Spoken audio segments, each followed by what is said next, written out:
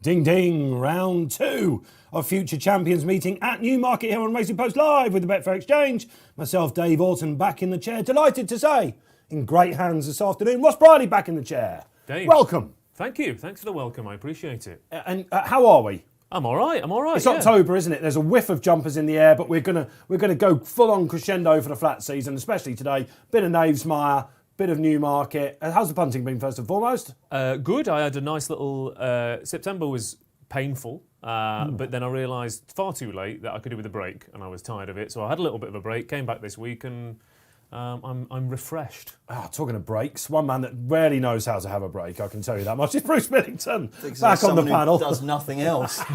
But have a nice break. Happy days. How are you, Bruce? Very well, yeah. Looking forward to today. I mean, as you say, normally this is the time of year where we start focusing on the jumps, but this flat season has been short but sensational, and I've enjoyed it more than any other. And we've got this, and we've got Champions Day next weekend. It's just coming to a fantastic crescendo, isn't it? Can't wait. We love the rolling mile, don't we? How was your punting yesterday?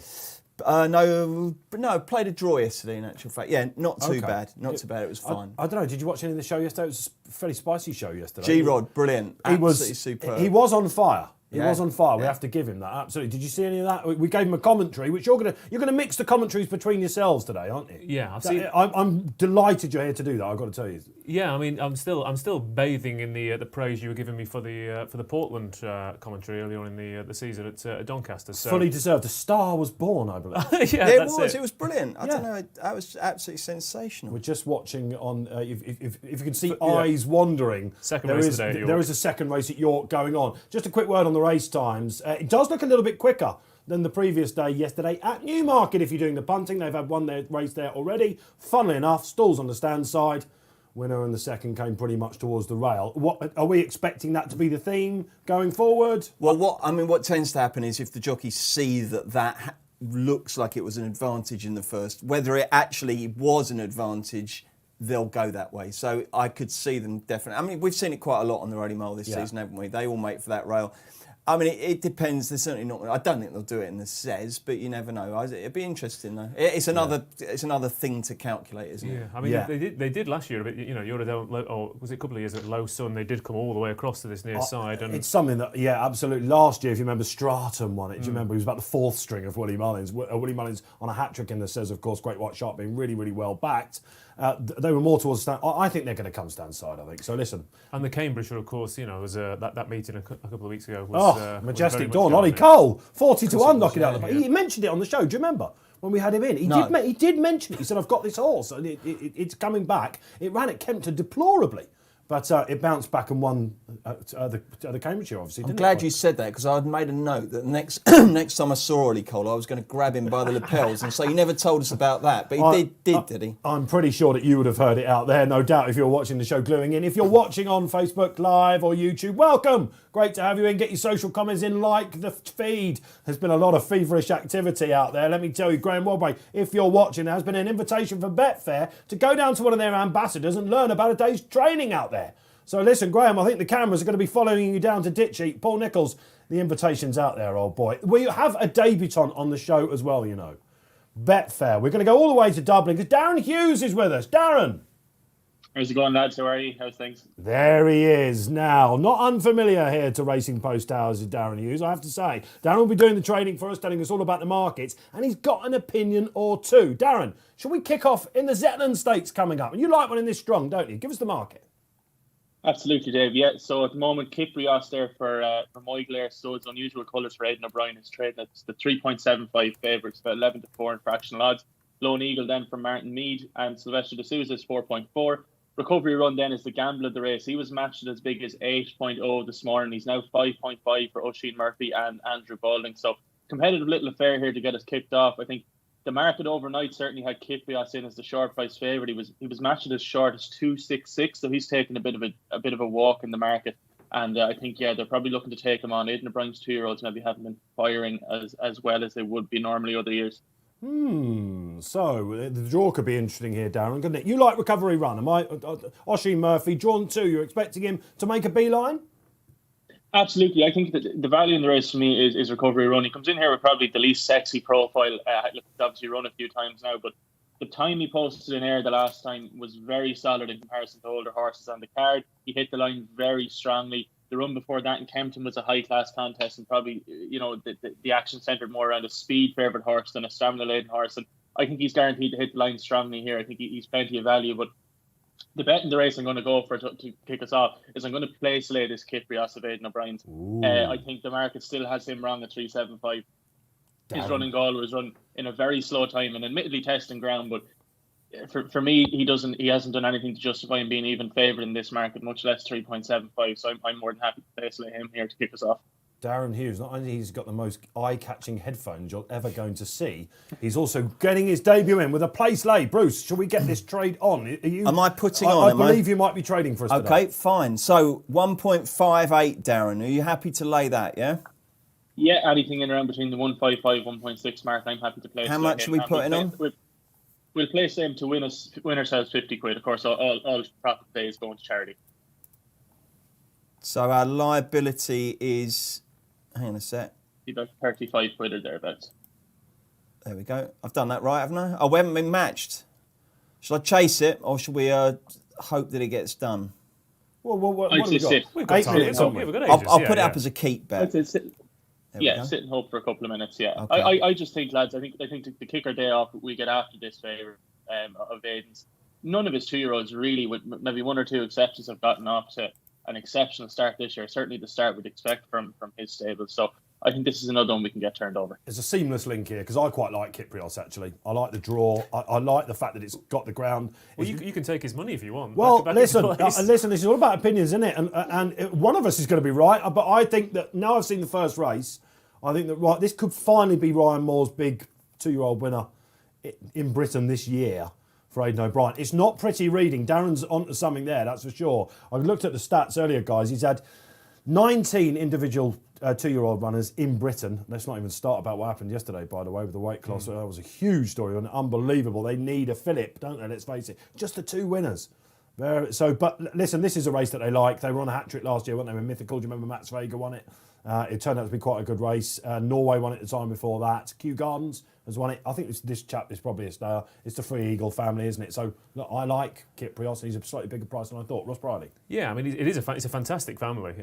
Custom cut, as you said, Free Eagle. Really, really beautifully bred, and horses who relish the mud as well. So in theory, I say in theory, he's already shown he relishes the mud. Yeah. That Galway race was an odd one. The 2 horses kicked on from a mile out.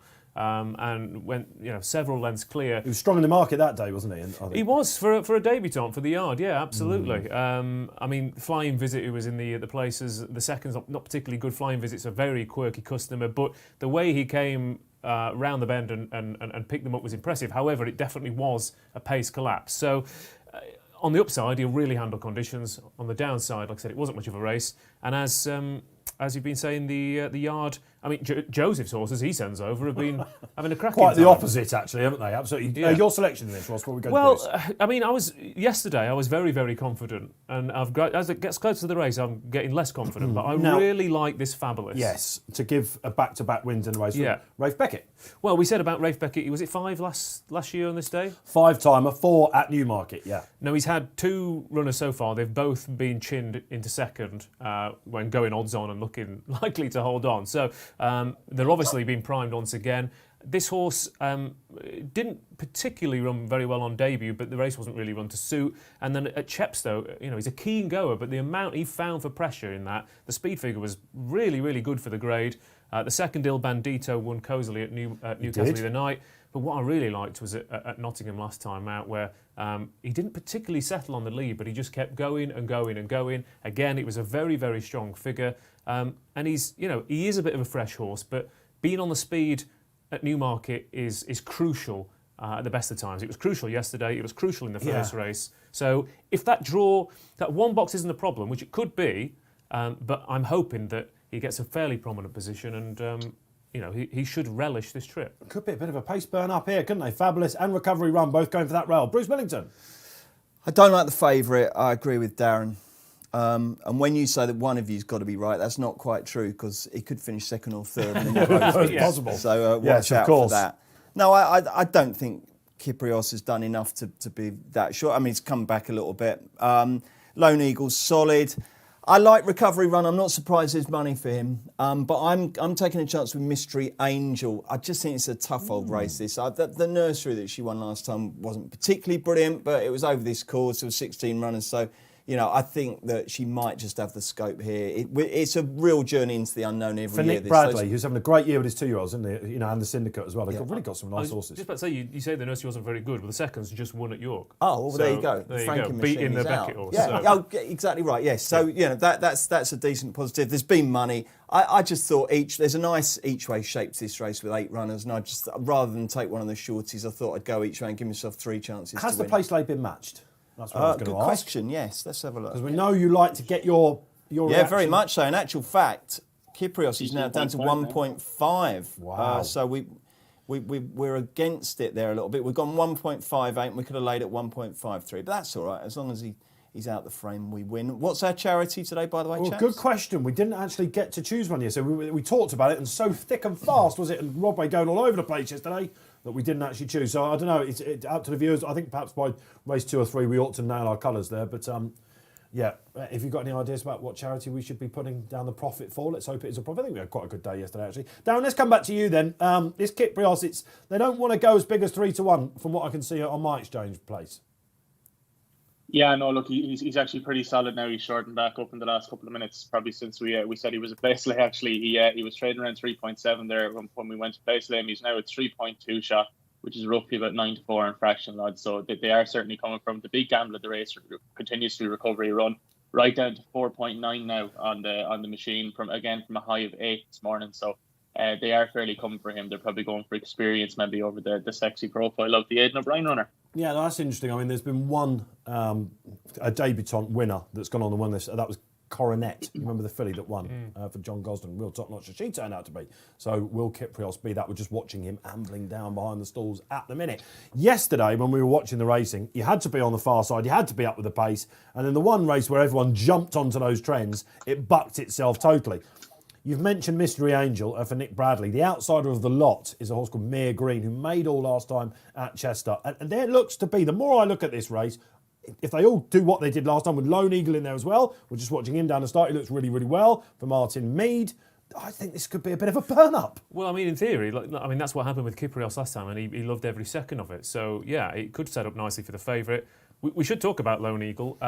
A rare front-running runner at Donny on quickish ground last time out. Okay. This horse, in the 2 runs before that, was incredibly green. I mean, Goodwood was sent off a long odds on, but seemed to have absolutely no idea what it was doing. Even as it crossed the line, it was still learning on the job. So no surprise it then improved next time out for a handicap mark. And there's going to be more to come for Lone Eagle. And if there's a man better than riding on the speed at tracks like this, then Sylvester de Sousa, he's right up there, isn't he? This is his kind of ride. Your Goodwoods and your Ascots, where you want to be canny and wait until the last minute. It doesn't quite suit him. But Newmarket, when you can really gun him and get on with it, as we saw yesterday, he rides it like a dream. It is going to be cutthroat, isn't it? We think through the first couple of furlongs. So listen, where are you going? Who are you backing out there? Let us know. We're getting kicked off here. We're dictated to by the racing. Real-time analysis and reaction. You're going to get it here on Racing Post Live. Send in your social comments. If we've got time, we're going to have loads of time. I would imagine just after the sets to go through everything. But that's at the end. We want them in before. We were getting loads of comments yesterday, Bruce. They were all coming thick and fast. I've got a feeling after this morning as well, we're going to see loads coming in. We love the reaction, don't we? Absolutely, definitely. And that was all basically generated by G-Rod, was it? Saying that there's no great genius to training race horses. Well, he also did a terrible impression of Willie Mullins. Did he? I missed that. Listen, get out there, have a look on Twitter, #WhatAShout. It is our feature show, RP Live. It's all there, you'll see it. We had Shane Foley on yesterday. He is riding in the Cez. Have you seen the plunge in the Cez for Lynchwood Gold? Unbelievable plunge. It's only one horse that's being backed. It's his. He was a bit coy on it as well. He's got Cadillac in the Dewhurst, Mill Isle. Mutual friend, Mr. Andy Holding's been banging on about Linwood Gold for months. Why? To me. Is it the Princess Zoe form? It's every time this horse runs, it's either done a good figure or it's been unlucky. It was a 2-year-old winner at the course, wasn't it, for Mark Johnson? Anyway, we digress. We are going to sign off with the Cesarewitch. We've also got Group 1 action as well. Who's going to call this one? Bruce, you're going to take the first race to Dewhurst is the crown jewel of the call, but will you take the Zetland? I'm just trying to work out that if we're doing it in turns, does this mean I get the Cesarewitch? We'll cross that bridge when we come. Meanwhile, 10 furlongs, the 2-year-old set off, and giving them a start is Rosabad of Mark Johnson, who was very, very uneasy in the market. Early doors, Lone Eagle is right up there and on the near side. You've got one of the two Nick Bradley colours, it's Mere Green. Keeping a very close tabs on them, as expected, is Fabulous, and now Fabulous actually probably just about kicks on. What's the market doing, chaps? Yeah, Darren, this favourite must have gone out a bit. He's struggling to go to pace, isn't he? Darren, have we lost him? He's there. No, trading at a fairly solid 3.2 here, 3.15 at the moment in front of me, Dave. Lone Eagle is the one that's shortened up, haven't gone to the front, currently trading around 3.2, 3.3. How could you back that favourite short? I mean, he's struggling along at the back. He looks absolutely terrible, but he's only 3 to 1. He's just drifted now. I guess he did that last time. He's just been given a smack as well. Ross Brierley, how do you call this? Yeah, well, this is the only thing. Like you said, if you thought it might be a pace collapse, then being the favourite being nudge along at the back suggests that they might be going a good clip here. As you said, you've got a few front runners in here. They don't seem to be going a mad gallop, but like I said, Kyprios won despite doing this last time out at Galway. So any other horse, you'd be even more worried than you are now. But he's got to also weave his passage through the entire field here. So he's going to be asking a lot. Recovery runs travelling incredibly recovery well. run. Lone Eagle's still got the rail though. Lone Eagle still has the rail, which is the ideal place to be. Fabulous, he's going to keep going, but he's been taken on obviously throughout. If you hold up, you've got no chance here, Bruce, have you? Recovery run should pick this up, unless the rail bias continues. There's three possibles here. Lone Eagle is being challenged by Recovery Run, so that Goodwood form where the two of them dominated. Sure. They are now going to fight this one out, and I think Recovery Run looks like it might be getting on top, but no, Lone Eagle has got that rail and he's grinding it out. There's nothing in it. Lone Eagle by half length. Lone Eagle now kicking on. Looks like Lone Eagle has got Recovery Run's measure and is going to go on and win the Zetland. They are miles clear of the rest. It's a good performance by Lone Eagle. Sylvester de Souza wins by a length and 3/4 from Recovery Run and a mile back to the rest. Well done, Darren. We're off and running. Good place lay. Yes, welcome to the party, Darren Hughes. Good place lay. Bruce, you were against that as well. It stank, Ross Brierley, didn't it, after a couple of furlongs? I mean, what on earth's going on there? Yeah, and yet it was still 3 to 1. Yeah. I mean, amazing. What on earth is that all about? Wow, absolutely fantastic. Before we go to Darren for the liquidity on that and the story of the race, Fabulous ran a blinder for you, just probably ground. Well, I mean, ground, and the fact that he's been off the rail and he's taken on the leader all the way. So that's the problem for him. He has been scuppered by that. He's actually kept going quite nicely to finish fourth, but he's had to do something a little bit different there, and it hasn't worked for him. But that's two horses now we've seen bag the rail and make all the run-in. Oisin Murphy and Sylvester de Souza again are both prominent positive jockeys who like to take the bull by the horns at the best of times, and that has really worked there on Lone Eagle. Like I said, front running at Doncaster is difficult. Front running at Newmarket much easier. Yeah. So he's probably only done what he did last time out and repeated the dose. But we'll see how much that rail plays a part, because so far it has been huge. Yeah, absolutely. I mean, the more we're just watching the replay back, Bruce, the more you look at that Aidan O'Brien horse, that's absolutely awful, isn't it? Two of them have gone clear. Recovery Run's run extremely well. It would be a nice handicapper next year, you'd think, when you sort of listed class. What would we do with this winner? Staying horse for the future, perhaps? Oh, it's got to be, hasn't it? Yeah, you win the Zetland, you are staying, aren't you? Darren, I cannot believe what I've just seen in terms of how short Recovery Run was backed in running. Absolutely, Bruce. Yeah, from what I can see here in front of me, he hit as short as 1:06. It's about 1:16 in the run. I mean, I know it's easy to say in hindsight, did he ever really look like the 1:16 shot in running? I'm not 100% sure he did. He did come up alongside him. Obviously, Lone Eagle is lucky. He's gunned it out really, really well under the Sousa drive. He hit a high of 15.5 in the run, which is just over 14 to 1. The favourite, Kyprios, I mean, look, very disappointing. I don't think he ever hit any lower than 2.6, and that was probably pre-race. I think, anyone punching in the run might have thought the pace might have collapsed in front of him. But no, the real in-run and carnage was for the people who went in on Recovery Run at such a short price. Before we move on to York, every year Martin Mead gets a decent 2-year-old, doesn't he? At Manton, they get a really, really good 2-year-old. I think you're right. Was it a technician, wasn't it, that didn't quite make the grade? But they'll be looking at cup races for him later on. You're quite right. I thought you meant before we move on to York, who finished third? Who did finish third? Mystery Angel. Was it indeed? Yeah. Good shout. I I'm so unconfident about to say that I'm going to need every little spray up I can get. So that could be as good as it gets from me. But it's run all right. OK, listen, we've got some socials coming in. Right, we're starting to warm up. Sorry, Dan, we'll come to you in a bit. Darren Hughes is off to a flyer. Did you follow him in? Great lane, Darren, says Dave Window. Good to have you in, Dave Window. Who else have we got? Glenn Orey, okay, looking on from Trinidad and Tobago. Good to have you, Glenn. You can do that, of course, here on RP Live. We go all around the globe. Happy days. Good to have you coming to the party. And Dan Gupta says, hello from California. Dan, you've been on before, haven't you? Get your selections in. Let us know. The guys will give you all the thoughts on that. So we're off and running.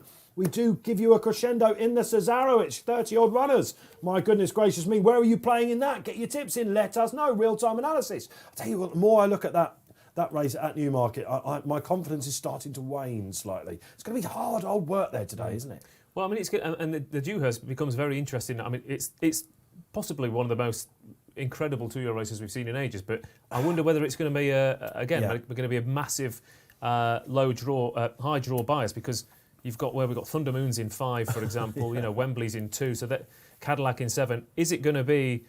Chinned it in 13 on the... When does that ground start becoming churned up, though? It's possible, isn't it? And we are talking about 2-year-olds. This is Future Champions meeting. So these little babies trying to get through this ground, it's not so easy. Shall we go up to the Knavesmire for the first time today, chaps? 2 o'clock. Rossi will take this call if you don't mind. It's going to be fast and furious. Sure. It is a 6-furlong listed race. Legal Attack, Darren Hughes. That, I'm sure, will be your favourite. Looks like it's going clear favourite now. Where are you playing as well, Darren?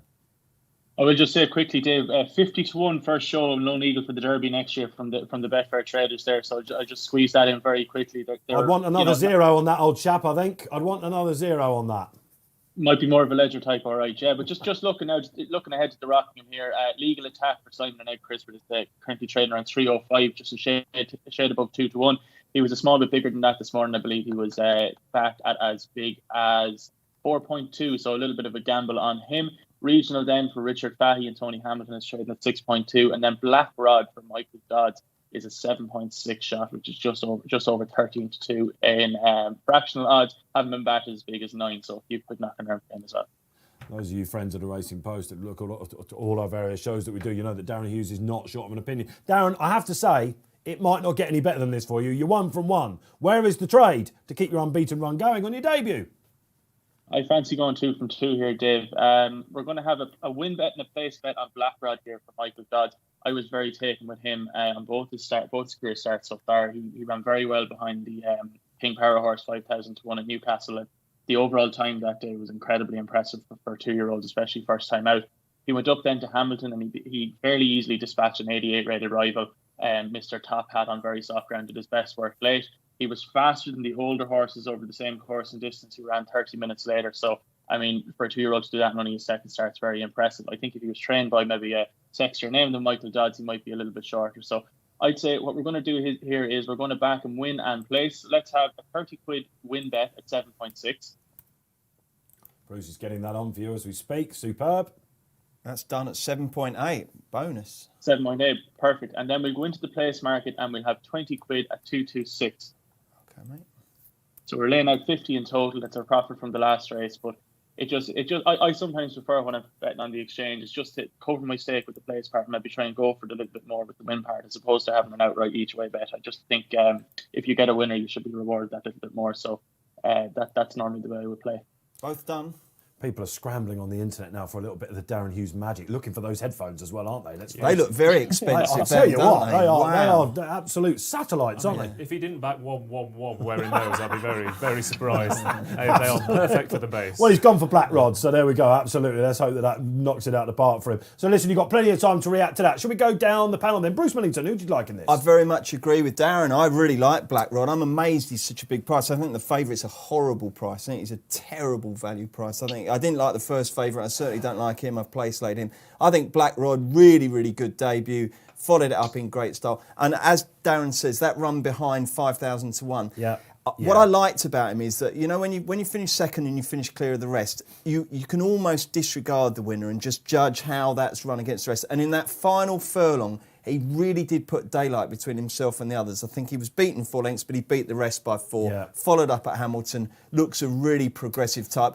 With 8 runners again, I also think International Dream has got a decent each-way chance. I think he, if he fancied a little place. Have you put that up before on this show? I have done. Yes. Yeah, I put him up at Goodwood in the Molecombe, That's and he was right. third at 50 to 1. Yes, he was. And he was third. Ben McDewey was second that day, who reopposes. But I don't think Ben McDewey's going to like this ground. So the 2 for me, main bet Black Rod.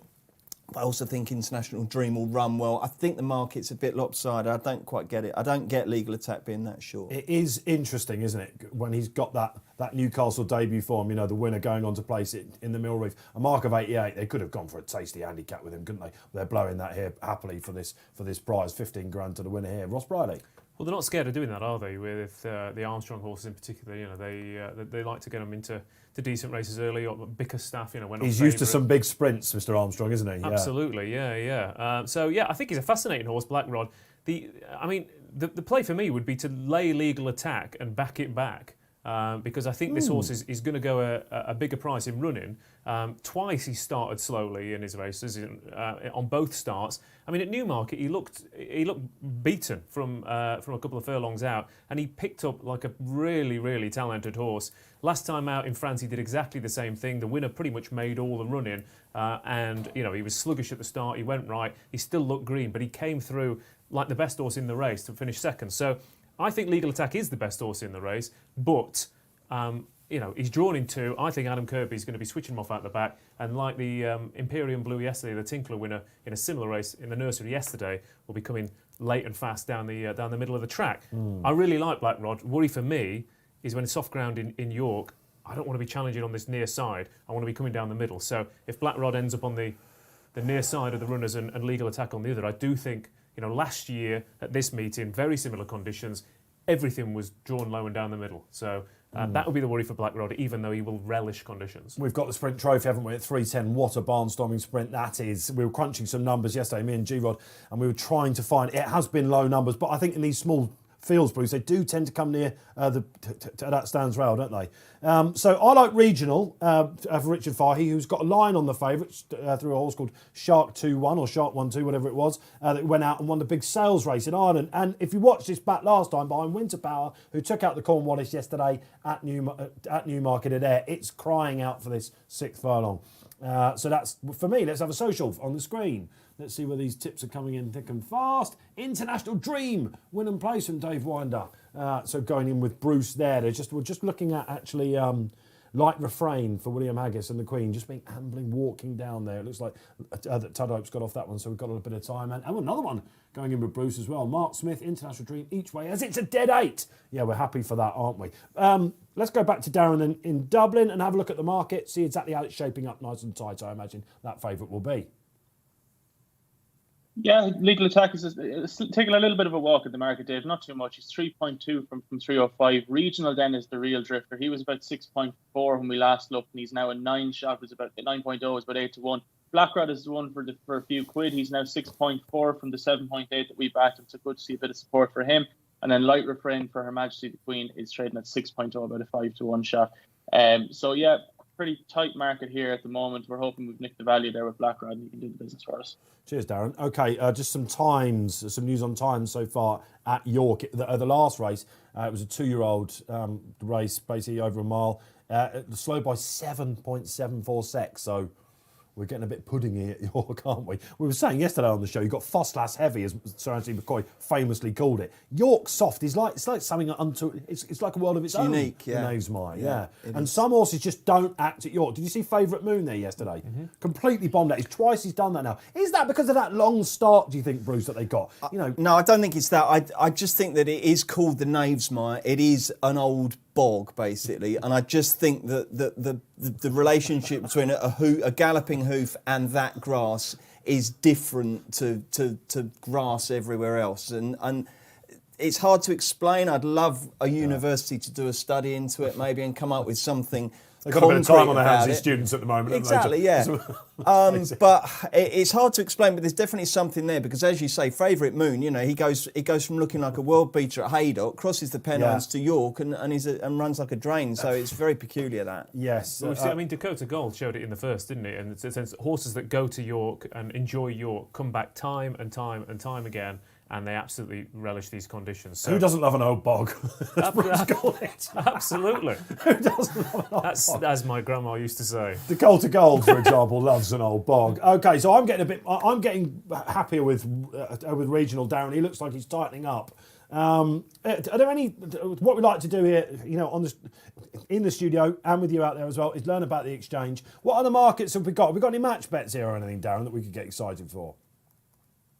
Absolutely, Dave. Yes, look, you have a variety of markets here that you can look at. In the match bet, we have legal attack, the favourite versus regional. So that's just legal attack to finish ahead of regional. It doesn't matter if they finish last and second last. It's a straight match bet. And legal attack that the favourite is currently 1.46, which is just a tick under 1 to 2. To regionals 3.0, which is about 2 to 1 in the match bet. You can back each way. You can back place, as we've already done. So as opposed to backing each way, you can back your win bet and your place bet. You can even go down as far as 4 places in this race, so an extra place than what you might get with the traditional bookmakers, and just back a horse to finish in the front 4. So I mean, you can even go as far then as to back a reverse forecast if that's your thing as well. So and you know what price you're getting as opposed to what price the total market settles at. So you have all the options in the world here. I was going to say, I do fancy legal attack to come through late, but International Dream stays the trip, relishes the conditions, is nicely positioned, and just under, around even money, just under even money for 4 places. I mean, this horse has never finished out of the 4. He's very likeable, exactly this what chap, I isn't saw. he? As I clicked onto that 4 places, I thought, hang on, it's International Dream, nearly evens, 4 places. So wow, there we go, it's well, all out there. And there's half the field here have to prove themselves over the trip as well. Your Ben McDwee's and your regionals have good form, but they have to prove they will get that 6 furlongs. International Dream, absolutely no problem. But yeah, I think it's fascinating to see how this race unfolds as well. There's not a great deal of I guess Ben McDwee's likely to be up there. It's not a mad gallop on paper, but I'm interested to see what this legal attack does, because I know what Bruce is saying about the price, but he has so far still looked a very green horse, and like I said, the way he picked up at Newmarket, the second and the fourth have both won. So you're going to want him to go hard then. So are you ready for your call, your debut call? They're absolutely about to go off. I'm hoping legal attack misses the kick slightly, gets match bigger, and I can call him home down the middle. Have you put a little bet up in play for him at a bigger price? What have you gone? What have you? I've laid going him off, guys. Greedy or not? Laid him at 2's backed him at 4, so they're off and racing, and a fairly level break and squeeze at the start. Legal attack there. He's a little bit, it was a bit better out of the stalls there, but he's got squeezed out, but ended up on the outside. Light Refrain is the worst away though. Regional on the near side, but it's Ben McDwee who is leading the charge, and it's not a mad gallop. International Dream pulling for his head. Called that. The favourite is actually in a nice position on the heels of the front runner Ben McDwee, with Harmony Lil behind them. International Dream, Nastase down this near side. Black Rod and Regional also a little bit keen, but Ben McDwee has the run of the race. The favourite Legal Attack is on his heels on the outside. Harmony Lil coming off the bridle. International Dream being scrubbed along. Once Ben again, McDwee no breath from Ross Brierley at any stage. The gears. Nastase travelling very, very well on the outside. The outside, the entire field. Regional's also looking good down this near side. Ben McDwee has to prove he'll get the 6 furlongs. In front here, I think. Legal Attack gets a crack of the whip. Nastase travelled well. Legal Attack finishes very strongly though. Will he find this extra as Nastase throws down a challenge on the far side to cause an upset? Light Refrain down the near side picking up. International Dream plugging on. Legal Attack still under a pump here. Light Refrain stays 7 furlongs, comes down the near side. This Franco filly throws it down. Nastase on the far side. Legal Attack in the middle. International Dream staying on as well. Nastase pulling out plenty. Light Refrain in second. Nastase for the upset. Nastase up towards the line. Light Refrain. Nastase beats Light Refrain with International Dream, and Legal Attack faded to finish 4th. He's wasted. Honestly, you should be a commentator. You just should be a commentator. This is our moment to light the cigar at this point, isn't it? Or whatever you do, have a drink, whatever we can do. That's not what this show's all about. We're meant to have comically rubbish commentaries, and you come and bloody ruin it by being competent. I got too into the race. I got too into it. That was brilliant. Graham Rodway is out there taking notes. If you saw G-Rod yesterday, it was a complete opposite to that. He would just about have told us what's happened after the first furlong, G-Rod, by he'd be looking for who got bumped at the stalls, which I think Nastase did. If we just look back at at the start there was a concertina, wasn't there? Darren, what did the market say throughout that? Bit of a roller coaster there. I mean, our own selection, Black Rod, probably didn't go great. Looked to be travelling fine at one stage, was matched at as low as 4.2 in the run at one point, but faded out of it fairly badly. Light Refrain, the Queen's runner, came there with a wet sail, but just couldn't get by the Mick Shannon train winner. Hit as low as 1.11 in the run, which is about 1 to 9 for about $2.5 grand. So some fingers burnt there. The favourite Legal Attack just never really looked to me to get into it, but was matched at a low of 174 in the run. Probably coming towards the end of the race, he might be getting into it, but a real roller coaster. The winner, Nastase, very, very hardy. He was matched at as big as 60 in the run, as it looked like they were coming together, but they never just managed to get by. Very hardy performance. One thing we know about Nastase now, he loves an old bog, absolutely. So horses in the 80s basically dominated that race. And once again, the benchmark horse, You're a great shout. He's got up for third. Just about, didn't he? He did. That was huge for me because I'd laid the favourite for a place. I did notice a bit of tension coming from you in the final furlong there, yeah, I must say. Yeah, I could was feel the emitting vibe. tension, yeah. But he got it done in the end, so that was great. Yeah. But Nastasi, Mick Shannon still owns this one. Yeah, Decent prospect now. I was going to mention these colours. You know, a bit of snobbery that goes on with these type of colours, aren't there? But a lot of, these trainers, they own their horses, don't they? Paul and Ollie Cole have the green colours. They don't hang around in these colours for long, do they? Unless they're with Mick Shannon. He always seems to have that. They just keep going for him, don't they? On and on and on. Well, it's a 60s icon Koeman, as well. for example, horses like that go on as Yeah. 4-year-olds for him. Well, Not interested in selling. Happy days. The big thing that stands out to me there is Nastasi has had 6 runs. International Dream has had 6 runs. Yeah. Light Refrain has had 4 runs. It's the class is one thing, but the experience, getting through that ground at York, the lightly raced types, your regionals and your black rods, who travelled well, Legal Attack travelled well. Do you think we're into full silly season now on the flat? Well, I think we're into the horses, especially 2-year-olds, in this kind of ground. They'll have never experienced anything like this. So the ones who, you were talking about Graham Rodway yesterday taking up boxing. I mean, Nastase's taken a few hits, in these races this year, running soft ground at Windsor when it gets really soft at Windsor. So I think that experience is going to be is big, is really key. How experienced Rodway will be at boxing, I'm not sure. There was a great comment on the social clips that I saw when he said, boxing what? Oranges, someone said? I thought that's absolutely fantastic, isn't it? You can't really imagine him with the old gloves on, can you, G-Rod? But there we are. Graham, if you're out there today, I know you've got a bit of a sore head and it's all passed you by, but let us know how your punting is going. Let us know exactly how you're enjoying the show. Like the stream if you're looking at YouTube, Facebook Live, here on RP Live with the Betfair Exchange. We go back to Newmarket now. It's the Autumn Stakes. And this looks like, guys, one of the most competitive renewals of this race I have ever seen. Bruce Millington, do we like one before we go to Darren? Again, it's tough. This is tough. I'm not sure anyone can say I really fancy one here. And if you do, Ross, fair play to you. I've gone for Dahabi.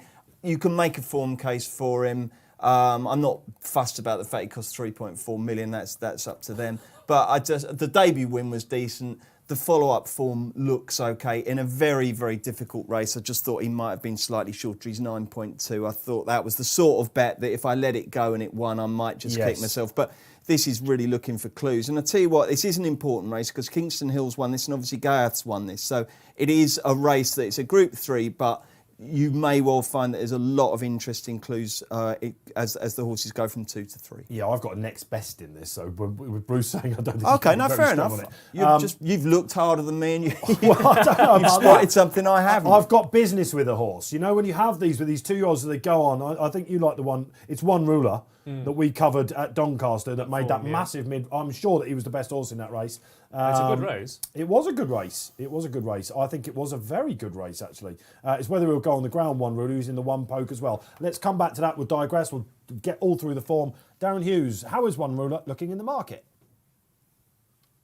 Yeah, so One Ruler is currently probably an uneasy favourite there, 5.9, Dave. Then Van Gogh for Aidan O'Brien is the big drifter in the market. He was matched 4.4 last night. He's now as big as 6.8. I know our guys in the sportsbook are keen to take him on as well today.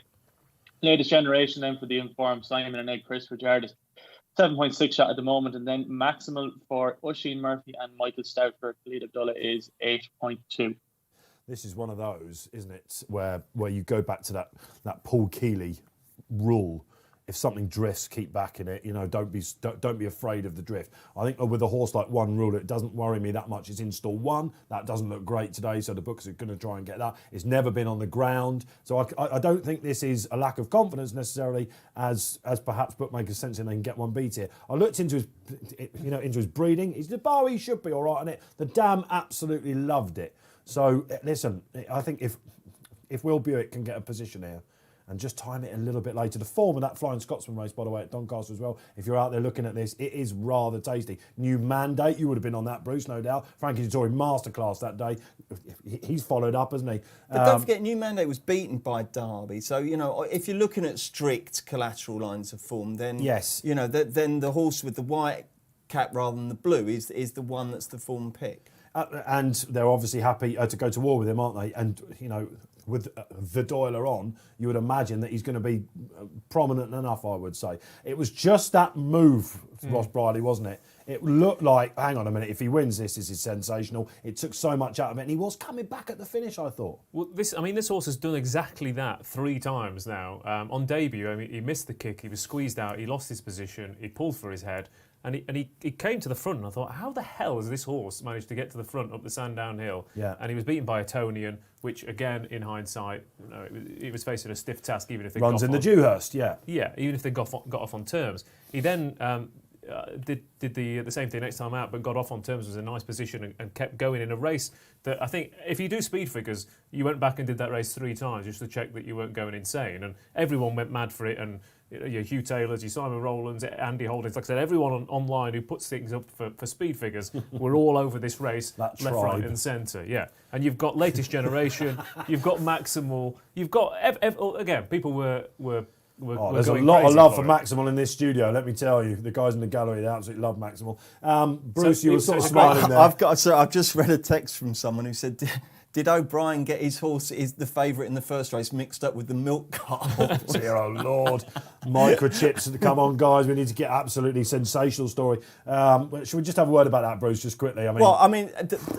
Aidan O'Brien's apologising for it, and yes, all right, the staff should have known, but don't forget, Aidan's got a group of workers, stable staff over here now that accept the horses and stable them and take them to race. But they don't work them every day. They don't muck them out. They're not their lads. This is on the BHA, okay? This happened 2 or 3 years ago at Yarmouth, and I wrote a piece at the time. You've got to get your act together here and make sure you're chipping every single way. How can you... Look, they all look identical. They are brown farm animals. Apart from the white ones and the grey ones, they all look the bloody same. So you have to have some means of differentiating. It wouldn't happen in France, for example, would it? They match them all with the passports, don't they? Yeah, but I mean, look, it's quite simple. They're all microchipped. You get a scanner, you hold it on their neck, and it says what the name of the horse is. How that has not happened this time, I have no idea. Yes, in an ideal world, O'Brien's staff would have picked it up, but there has to be a procedure in place, a fail-safe procedure.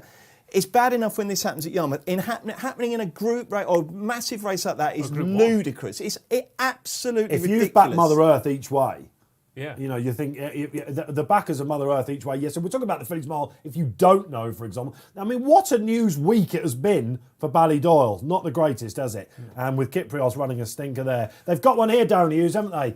Van Gogh. Will he do a Kyprios, or is he your idea of the winner?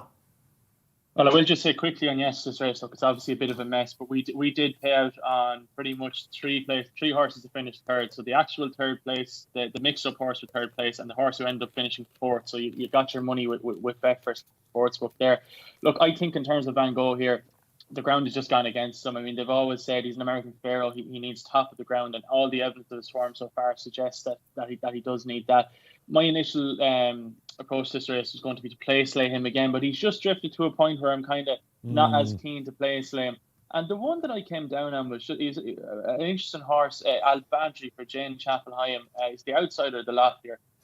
So look, he won his maiden at huge odds in Windsor, pitched in. He was 100-1 on the day. And he got pitched into group company there afterwards and was well beat. So he's normally the type of horse you might pass over, but I just think there's more to him than maybe meets the eye.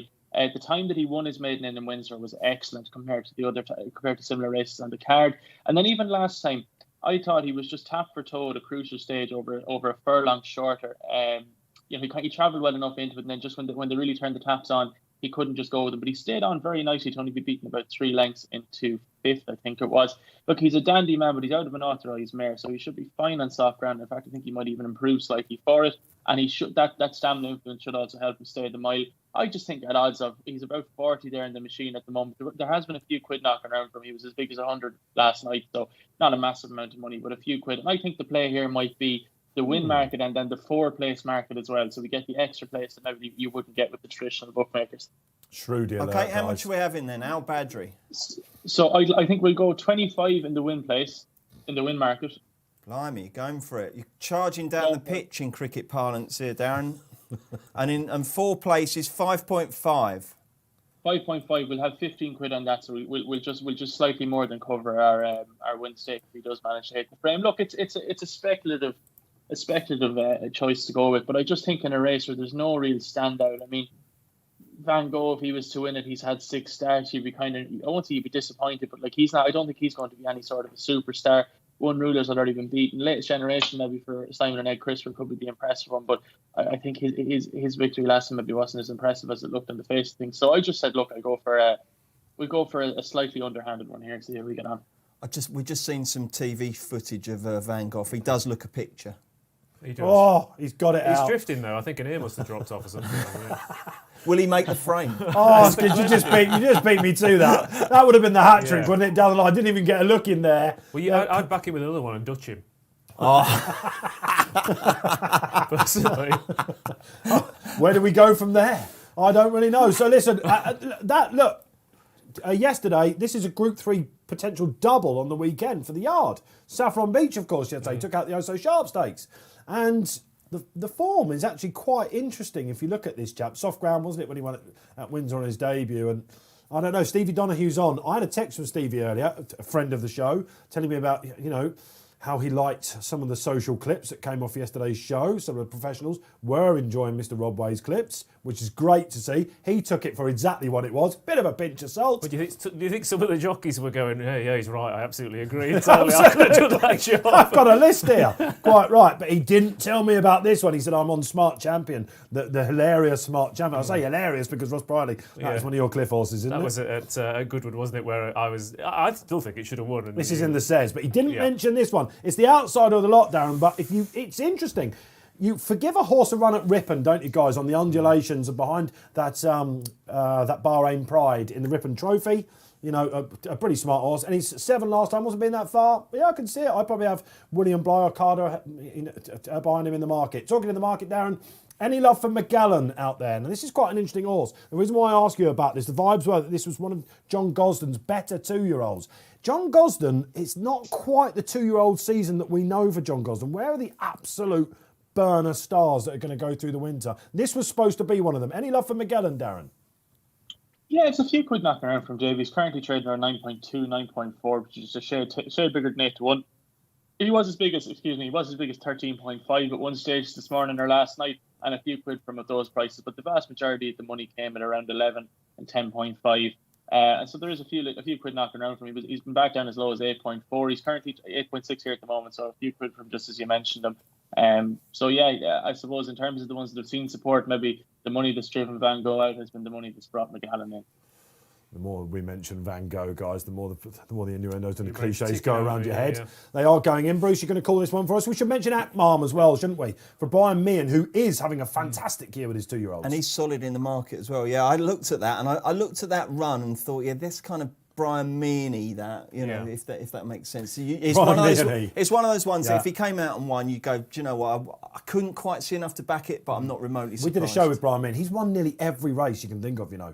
He's especially with the 2-year-olds as well, so he's having a really, really good year at Marm with Jim Crowley on. Yeah, there's plenty we haven't talked about in here. I think William Bly has to be mentioned, given Rafe Beckett's. Several things we've said. One, the experienced 2-year-olds in the soft ground at York that just won that listed race. How many runs has he had? Is this his 7th run? This is his 7th run, but he definitely goes in the ground. His best performances by far have been in soft ground. He was only a 3/4 of a length behind Master of the Seas, of course, who finished 4th behind Thunder Moon at the Curran as a Group 2 horse.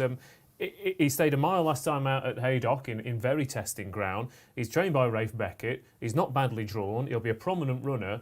I think maybe a back to lay at 20-1. He's going to be involved. He's certainly not going to be crying for stamina late on. I think it's a fascinating matchup in terms of front running as well, because we were talking about the Lone Eagle, front runner at Doncaster. Latest Generation was also one of the rare horses to make all the running. Likely to get on with it, isn't he, as well, for Mark Johnson? So, bit of a forgotten horse. Yeah, I think it's fascinating. One rule of form, one rule at Latest Generation, Maximal, they've all got form tied in with each other. I think that's probably the best piece of form, but I do think William Bly looks a little overpriced at 20-1. Well, Maximal, everyone thought was overpriced because he's gone clear favourite now, I think, just about on the exchanges. Certainly 9-2 co-favourites with the SPs we can see out there. Last one going in there is Late Generation for the 2020 Autumn Stakes. It's a Group 3. It's going to be fast and furious. Will this shape the Dewhurst coming up at 2:55? Right now, let's send over to Bruce Millington for the call. Yeah, the key here is, are they going to make a beeline for this near side rail? First one to get the chance to grab that will be Carder, Braveheart's horse, and he duly accepts it. They're not Well, yeah, they are beginning to come across, actually. Latest Generation is out well and has come to this near side. Maximel's up there as well. And on the outer, Akmam has started okay. One Ruler is more prominent of the two Godolphin horses. Tucked in nicely on the rail is Megalan. On the outside of that one, Ryan Moore on Van Gogh. And at the back is Al Badri in company with Dahabi. Anything to report on the exchanges, Darren? Yeah, so One Ruler's the big drifter on the exchange at the moment, Bruce. He's 8.4 from a BSB of 7.64. Van Gogh the same, trading around 8 from 6.69. McGallen is the one for money, BSB 9.61, currently trading at 4, which is 3-1. So they're really different. I think Frankie might do the business here. He's sitting pretty on the rail. I'd be happy with One Ruler, guys. I'll tell you what, he's just timing it right. He's travelling through the race for me quite nicely. Atmarm going well as well. Bruce, call it. Okay, so coming down the outside, Dahabi's trying with the white face. He's trying to get on terms with the leaders, but not really doing it. It's Latest Generation who's got the rail in pole position. Akmam is being pushed along, but here is One Ruler now. One Ruler's come sweeping through to take it up. One Ruler trying to make a late run is William Bry, but One Ruler has got the rail. This looks like it's over. 1.01, yeah, game over. One Ruler. Running on really well is Van Gogh. Also trying to get into the frame is Dahabi, but it's One Ruler. One horse, one winner. It's One Ruler by 2 or 3 lengths.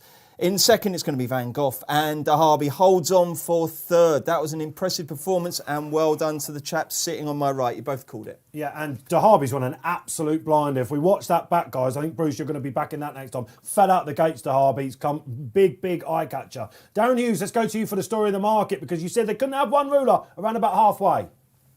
No, absolutely not, Dave.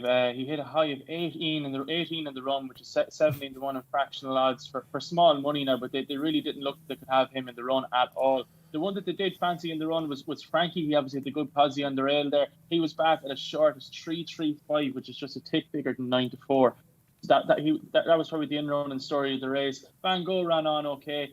He was back at a low of 4.4 also. So I suppose, yeah, the story of the race is how they fell out of love with the eventual winner in the run. Remarkable, and yeah, absolutely. As I mentioned, that rule from Paul Keeley tries to drum it into you every time you're with him. The more something goes out, if you fancy it, do not be afraid of a price. It's a classic case example. We watched this chap at Doncaster in the Flying Scotsman. I'm adamant he should have won that day. I think we can say now he was definitely the best horse in that race. It was extremely impressive how he's overcome stall 1. They just waited with him. They knew they had to wait a bit longer. Once they got on that rail, good night Vienna. I think that's the thing, isn't it? When you've got an inexperienced horse, trying to work out exactly how to ride him is key. And like I said, he does have a burst of speed, which he's managed to show, and he's used that at a crucial point because McGallen's got out late, Van Gogh's got out late, and you know, if he'd have been a little bit cosier with that run, he might well have had a bit more of a challenge on his hands. But he's used his class, he's used his he's got a real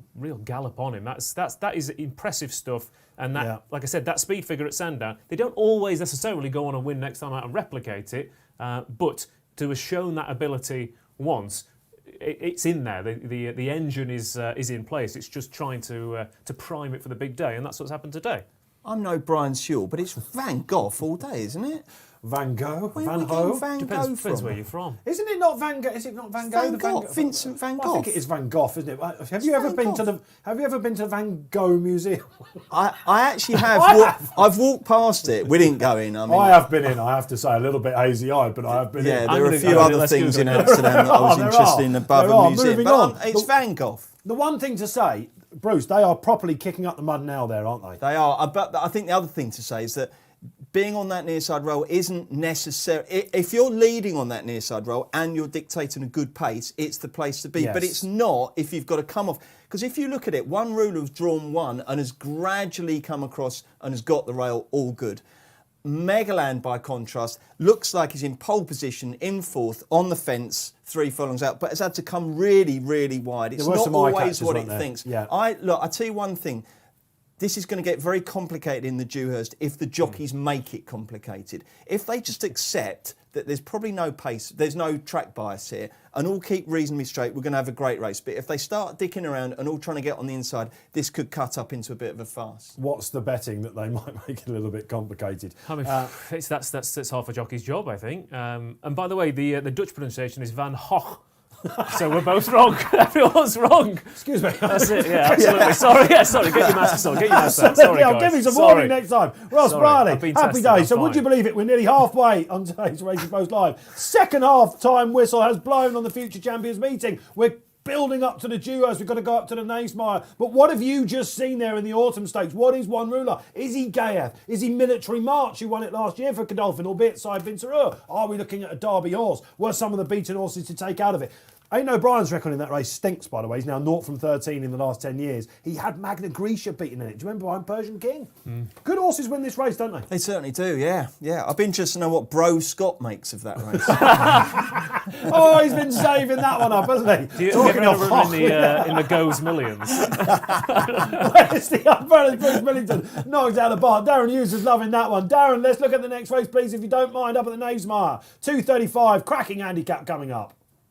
I will just jump in quickly there, Dave. One Ruler installed as at 20-1 for the Derby next year, first show. So traders suitably impressed with that performance. So, yeah, look, we go up to York there now for a handicap over 10 furlongs for Illarab for William Haggis, currently traded at the 4.4 favourite. He could be the proverbial group horse in a handicap, which William Haggis has trained in these colours before. Matthew Flinders then for Ed Walker is trading at 6.2, which is a touch bigger than 5-1. Crystal Pegasus for Michael Stout is 8.2, and Spirit Dancer then is 10.0. Oh, I'm giggling because of Bro Scott. That's absolutely funny. Everyone's favourite bro. Absolutely brilliant, Bruce Millington. Yeah, okay. So, Darren, where are we playing here? I've got a feeling you like the Fav, do you? No, the exact opposite. I think he could well be the group horse in a handicap. And look, William Haggis has had more of them than I've had hot dinners, it seems, over the last 5 years. But I think the way this race might just run against him. He's a hold-up horse, and I just, from what we've seen today on the Naismire, I think it might just be difficult enough to make up ground coming from off the pace. Like, strangely enough, for a big handicap, you usually assume it's going to be truly run. I don't see a whole pile of pace in here. Crystal Pegasus likes to get on, but there's one or two more, but I don't see it being run at an absolute rattle either. And I just think on the balance of form in a 13-runner handicap, I think we can get after the favourite going for the 5-timer here. Like, I mean, how much can he really have in hand? How far ahead of the handicapper can he really be? And to be honest, I'm going to chase after him with a lay bet here. We're going to lay the favourite in the win market. That's not It's in the win market. Oh, okay. That's not good. That's not Punchy. good for me. I've put it up. Okay, well, should we do that now? How much do you want to lay? I think we'll lay him to try and win ourselves about 50 quid, Bruce. So he's trading there at 4.7, 4.8 at the moment. So we'll lay him to win 50 quid if we can. I think it's really important to let people know that you're having a really big odds-on bet here. You're backing something that only falls on not to happen. So I think if you're getting into exchange betting, this is the sort of risky punt that I'm quite adverse to. I've really got to hate a horse to want to do that. But Darren clearly does, so that's fine. And he's the judge. I'm the amateur. But just to let people know that you are having when you're laying something like that, you're betting at long odds on it won't happen. I think mindset-wise, a lot of the time you're either a layer or you're not, because you have to be. If you occasionally dip into lay, you can get stung, and then suddenly you're having to get quite a few winners back to sort that out. So I think it's definitely a mindset kind of approach. If you are finding gaps and taking on horses like that, then it should be a part of an overall strategy rather than a every now and then. Darren's obviously a layer. I'm not a layer, but I took on a Logician yesterday. That was awful, wasn't it? And it was one of those exact things that you're talking about, Bruce. It either wins or it comes last, doesn't it? So, but you're backing a 3-1 shot there. Yeah, exactly. I don't mind laying when they're odds. I don't mind laying if they're 2-1 if I really don't like them. Yeah. But once you get into how high do you go? Is what? Yeah. There's a well-known racing journalist who, and I walked out of Royal Ascot with them one day, and I said, "How was your punt today?" He said, "Terrible." He said, "I laid J.M. Hopkins for the Hunt Cup," and I'm like, "Was that your only bet?" He goes, "Yeah." Ooh. So your only bet is like an 11-1 on shot. My mind's boggling. You would have to think that either they're drawn in one and everything's going to come down there, so there's going to be a huge bias or something there is to take on that. Crazy to think how some people punt. How are you punting out there? Let's get a social on the screen. We'll find out who's going to be fancy for this. Matthew Flinders says Stephen Scott. I'm with you, my man. I'm a good fan. I'm a big fan of this horse. I just wonder whether it was his day last time at Donny. I thought there was some some interesting rides behind him. Let's put it that way. Well, you were on one behind him, weren't you? We both were. Diocles of Rome. Remember that? Yeah. No, Harry Bentley's finest hour. I thought you were with the Fav, David. I do like the Fav. I'm a big Matthew Flinders fan, however, and I just think the market kind of had this right. There is one that I like at a price. I see it's been nibbled at, Darren. It's Arshek for Tim Easterby. Showed a little bit more last time at Chester. He has got some form here. In fact, last year he wasn't that far away in a John Smith's Cup off an £8 iron mark. Any love for Arshek out there? Absolutely, yeah. Look, and as you say yourself there, David's back form is there for all to see. He was back this morning at 24, so there is a few quid knocking around for him. He has been back down as short as 12 at 12 at one point. Yeah. He's currently trading in around the 14 mark. So, yeah, definitely a few quid knocking around for him. People must know you were on. He was third in this race on soft ground off a £12 higher mark a couple You've of looked years even ago. closer than I have. There Yeah. you are. But I watched back the replay. You can do that in your members section. It's so important. If you were with us during the St Leger meeting, you'd have heard myself and Ross Brierley going on about one ruler and that move that he made with that project has thankfully paid off for us. It just showed a little bit more to me. And these Easterby horses, I think we'll all agree, they've got one day in mind, haven't they? Especially these owners, they know exactly when they're going for horses like Vive la Difference and there was another one I backed at I'm trying to remember the name of that horse as well. Is it War Difference or something like that, isn't it? Or I know exactly. Yeah, when I see it, I'll know exactly what it is. But until then, yes. But he's another York horse, and this is the thing that I'm approaching this race with is that the York angle. I think I like Illarab because I was expecting it to be about 9-4, 5-2, and as we've said, 7-2 I think is a backable price. The horse it beat in third was Kingsbrook. Yep. That took out the old Rolly Cup yesterday. The best 3 handicap as we were of on the air and coming off, I was like, who beat that last time? It hung all over the place. If it handles the ground, I think it will go very close. And I can see a bit of down pace the in this field race as well, as who well. won yesterday. Uzo. Don't talk to me about Uzo with chance. Bruce, who do you like in this? My first 3 selections have all finished third at good prices, and I won't be too disappointed if this finishes third. It's Spirit Dancer, the bottom one for Richard Fahey. I'm very respectful of the favourite. I think it's got a really, really good chance. But Spirit Dancer ran really well against this one at Wolverhampton, finished third and was sufficiently impeded to be promoted to second. Yeah. Gets a couple of pounds extra for that. Possibly might not be as good as the Fav, but he's not far behind and he's much, much bigger price. So I've gone with Spirit Dancer, who's currently trading at 11 rather than the Fav, who's trading at 4.7. I hovered over him. He's lightly pace angler in the race, isn't he? He's in the Rock of Gibraltar colours, isn't he? Alex Ferguson, of course. And if Crystal Pegasus doesn't take him on, I think he'll run a biggie. There's a horse in here, I've got to get this out of the way, one that I just never get right. And it's one of these that I looked at him and I could see a W1 next to his name. 98-day break he's coming back off. He seems to be backed in everything he runs in. It's Johnny Drama. Everyone's been talking about Johnny Drama. He's a real kind of shrewdy horse, this one today. Well, and you fancy him as well, Dave. Well, look, I could just see him running well, exactly. But he has been a rather expensive project for me. But he does tend to finish the season slightly better than he starts it, doesn't he? I think he's a great 3-4 place bet here. I think he was second in this race last year off £4 higher when he was backed into favouritism. Yes, I mean you'll see him in the final furlong or two, and he's cocking his jaw for a lovely photograph. So he's got a very interesting head carriage, shall we say, which doesn't. Why bode no much love confidence. for Crystal Pegasus then? Why are we? I mean, was it a Nick race last time? He was going away again at the finish, and the horse that he beat, if John Gosses ran in the old Rolly Cup yesterday, I can't remember its name. I think Crystal Pegasus has got a great. Ran okay for stamina, and that's what went way. It was called Nasrawi. He could just be improving. He's bred to do it. Crystal Etoile, do you remember the dam? And the whole family absolutely love soft ground. Every last one of them. Crystal Capella, Hillstar, all of them. So they all really like it. I think he's got a massive chance, but. Like I said, Johnny Drama to hit the frame. He's raced twice here at York. He's finished second both starts. He's got a low draw. He's got a win dot. Yarder in form. There's a lot. This has clearly been his target. The burning question here is, as you're about to call this, are you going to draw breath at any stage? What are you thinking? 4 furlong pole? Well, yeah, but I can do it 6 furlongs, fine. But this is double that. So I might take one breath. Take a breath. I'm going to need a paper Darren, for this as one, the I think. last couple go in, where's the market moves, or is it firmed up now? Yeah, Illarab pretty static at the top of the market, of a 4.6, 4.7 chance. Matthew Flinders 8.2, Crystal Pegasus 7.6, Spirit Dancer 9.4, and anything today a 10.0 chance, about 9-1 in the in fractional odds. The market is pretty static, no massive moves or anything. Chattez has been the big drifter for Alan King, and there has been that few quid knocked around for Ashek, as we already touched on.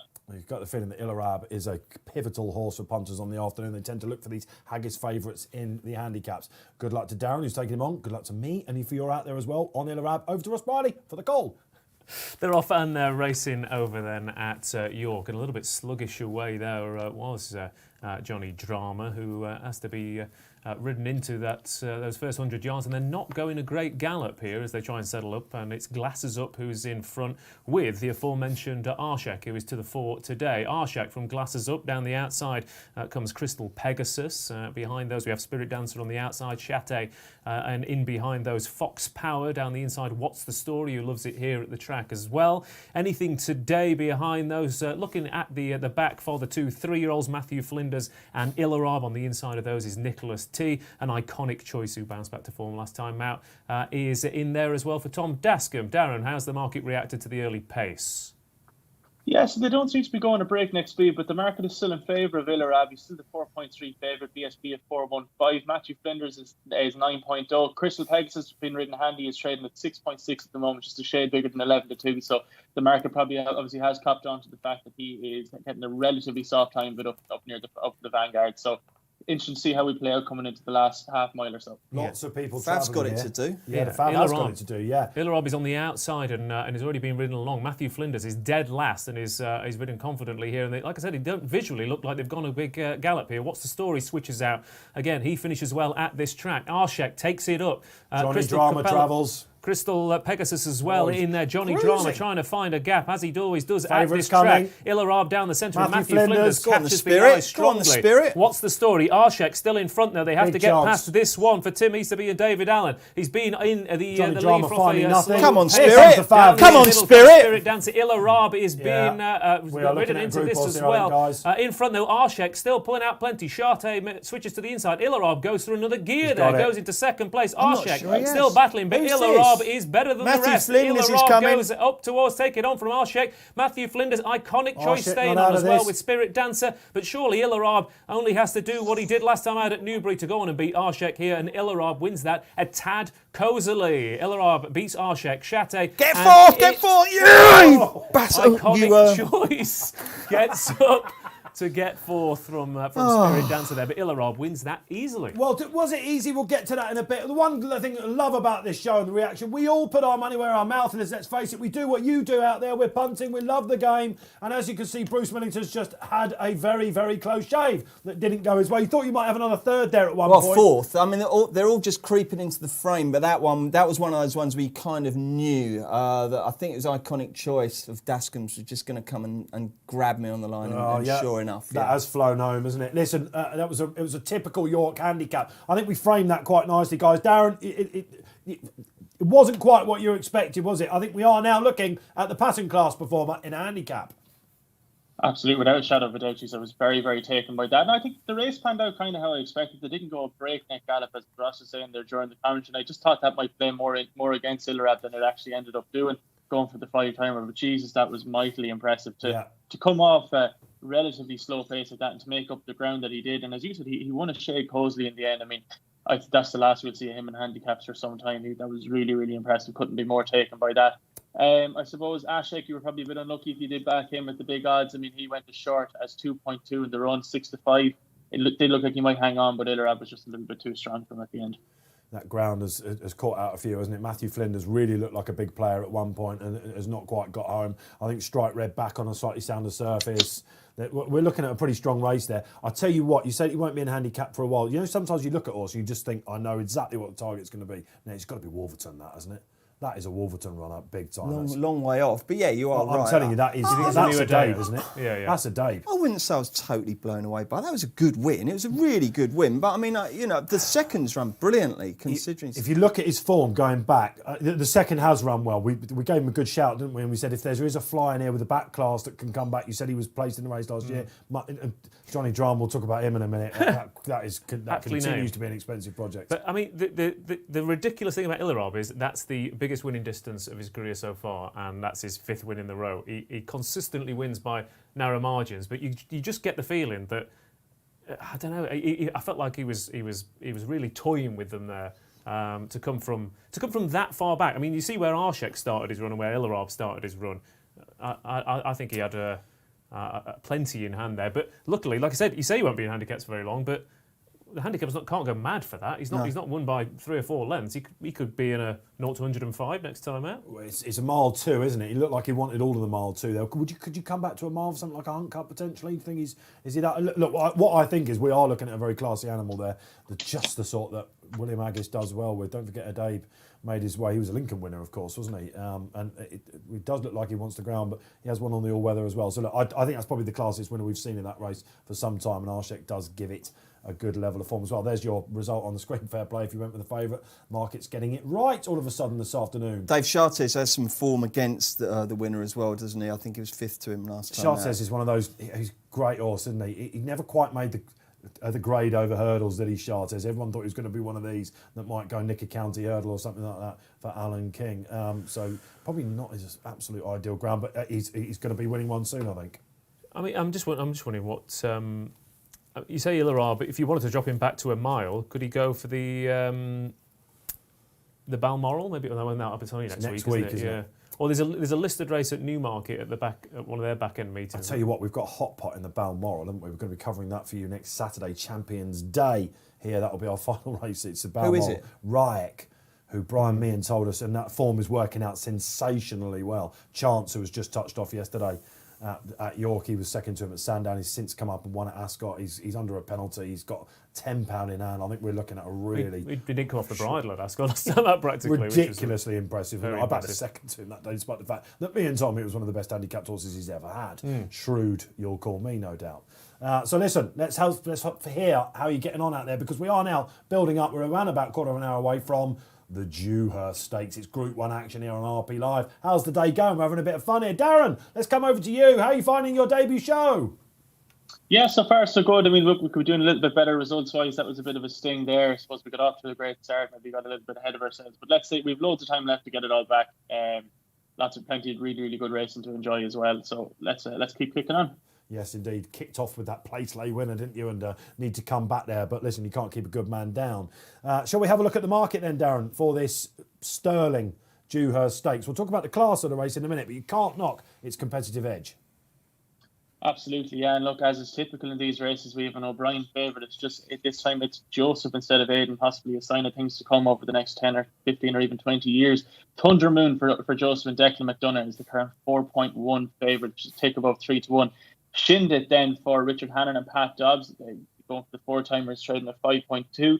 Cadillac then for Jesse Harrington and Shane Foley. He's been the drifter, so impressive on his debut in Leopardstown. His reputation's been maybe slightly dented since, been beaten and then went and beat Van Gogh in the charity at Leopardstown. He was back at much shorter odds, I think, overnight and has drifted, but maybe he's come back in slightly. The soft ground might be against him. Alchemate then, that very impressive winner the last time, was 10.5 for Jim Crowley and Marcus Tregonning. And Wembley then for Aidan O'Brien. It's the first Aidan O'Brien horse in the market. Is 12.5 at the moment, a tick above 11 to 1. Thank you, Darren. Okay, before we get the guys' selections, let's give Darren the chance. Give you the floor to double up for the day then. Who's going to win the Dewhurst, or who isn't going to win? Are you laying? No, definitely not laying. I have a bet here. We're going to set up a bet, an in-running bet here. We're going to hang on. I'll just run through the race, kind of how I saw it. Thunder Moon looked obviously very visually impressive the last time in the Curl, but I just sort of struggle to believe it until I see him do it again. It was nearly one of these things that's too good to be true. Cadillac is of some interest, but the soft ground was pretty much blamed for his defeat in the Futurity by both the trainer and the jockey, so it's kind of hard to turn around and say that, he's going to be suited by it today. One of my strongest fancies the whole day here runs in the shape of Shindit. He's been exceptional on the clock the last twice, and for me, he brings the strongest form to the table. His style of running makes it difficult to know exactly how good he might be, and it's probably also a slight negative on a track like this, but I think it might set up nicely for us in terms of having a bet. So he's currently trading there at about 5.2. Let's set up a win bet to stay in running for 6.2. I think when he's out the back after a couple of furlongs, people might be rushing to lay him, or they might try and get after him, and I think that's where we can take advantage and make a bit of value. How much do you want on, Darren? Let's have 30 quid at 6.2, Bruce, and see if we can get that matched at some stage during the run. And I need to obviously hit that keep bet thing, don't I? Keep bet, yeah, absolutely, yeah. So you're hitting keep bet, so it stays in during the run. The mechanics of the exchange there for you. So you've got plenty of time to react. Well, you mentioned the ground for Cadillac. There's one guy that thinks you might be looking at a gift horse in the mouth here. Paul Keeley comes to the party. It'll be no surprise whoever wins at Dewhurst ends up the top-rated two-year-old in Britain, because he's an absolutely fantastic race with all the top lines of form. We've got the unbeaten Chindit and Thunder Moon at the head of the market, but I'm going to give a chance to Cadillac, who bolted up at Leopardstown last time. Connections weren't sure about soft ground the time before when he got beat, but I think that was just a case of the fact that he hadn't had that much experience. You don't learn much when you win a maiden by 9 lengths, and it was the first time he'd been asked to race. He's got a really, really good change of gear when he gets into top gear, and I don't think anything will be finishing up the hill any stronger than he will. Keys to the Cadillac then, coming back from a mile. We're going to talk about the class of this race. Kevin Morley, in his excellent trend speed, says this actually doesn't look the Dewhurst that some people are making it out to be on Racing Post ratings. Bruce? Well, that may be true. It certainly fascinates me. I think it's brilliant. I think it brings together all the strands of two-year-old form that we've had this year. It's going to answer so many questions. I can't wait for it. I mean, you know, it might not necessarily be the greatest of all time, but in terms of intrigue and how many can win it, 14 runners, a good 10 potential winners. I think it's a fascinating race. I cannot wait for this. I'm really excited about it. One thing that I did take from Kev's Trends piece today, he said, I don't think anything's won this in the last 10 years that's had fewer than 3 runs. So, and that touches on what you were saying, Ross, earlier about the, you know, if it's going to be a battle, you need to know your business here. Yeah, that's because you tend to get the Pinatubo, you know, the, you know, all these horses that get on the rolls, don't you? Tend to see these great horses winning it. Churchill won it, didn't he? Of course, horses like that, for example. Kind of thing. Yeah, exactly, too darn hot. So listen, there may not be a clear favourite. I think that's what I took from Kevin's piece. I think, but yeah, I think from a perspective, you've got the National Stakes winner, you've got the Champagne Stakes winner, you've got Cadillac, and then you've got the Mill Reef. A winner who's been supplemented for Marcus Dragonic, Alchemate. Bruce is going to win it? Out of the shorties, I like Thunder Moon best just because he's still got the potential to be incredible. I thought the National Stakes win was really, really good. I love Chindit, though I do. I think he's really, really short. I don't get why Chindit is 5.1 and Albashir, who he's only just beat at Donny in the Champagne, is 24. That just seems absolutely mad to me. So yeah. I fancied Albashir when he was 14, so I've got to fancy him even more now. He's 24. I think the one thing that's really interesting about this race is the absence of soft ground form. All the two-year-old action has pretty much taken place on a good terrain. So loads of these have got questions to answer in terms of the going. The two that possibly don't are the two Aidens, Wembley and St Mark's Basilica. I really respect both of their chances. My main selection is Albashir, and I would also back both St Mark's Basilica and Wembley. I think it's the sort of race where you can try and build a bit of a book. Yeah. Can't wait. Could be completely wrong. But I'm really, really looking forward to it. Yeah, and you're going to call this for us? Happy days. And this comes now nicely to you, lovely Link, because you're taking on Chindit, but you want to back a few as well. Well, I've done exactly what Bruce has said. You know, I've tried to take an opinion on it in the sense that I know what you're saying in terms of Racing Post ratings, because there is no obvious standout. There's no, this is absolutely the class horse of the race. And for me, that means that taking on the front two, both Thunder Moon and Chindit, and backing a couple of bigger prices, I think is a fairly sensible option.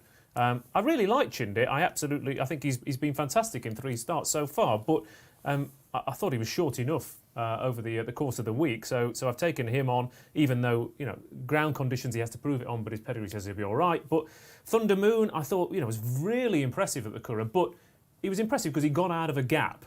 Now, before he got out of that gap, he had the perfect run through. He was in the pocket on the inside, rail. you mean, yeah. Everything went right for him. He was in the gap. He was in the bubble behind the front runners. Everything was fine for him. So when he gets out... In the catbird seat. In the catbird seat, absolutely. In the van. He was in the bubble. It was all those things. So far, your eye is taken to him late, but he had the perfect run through. So I want to take those two on because so far, everything has gone right for them.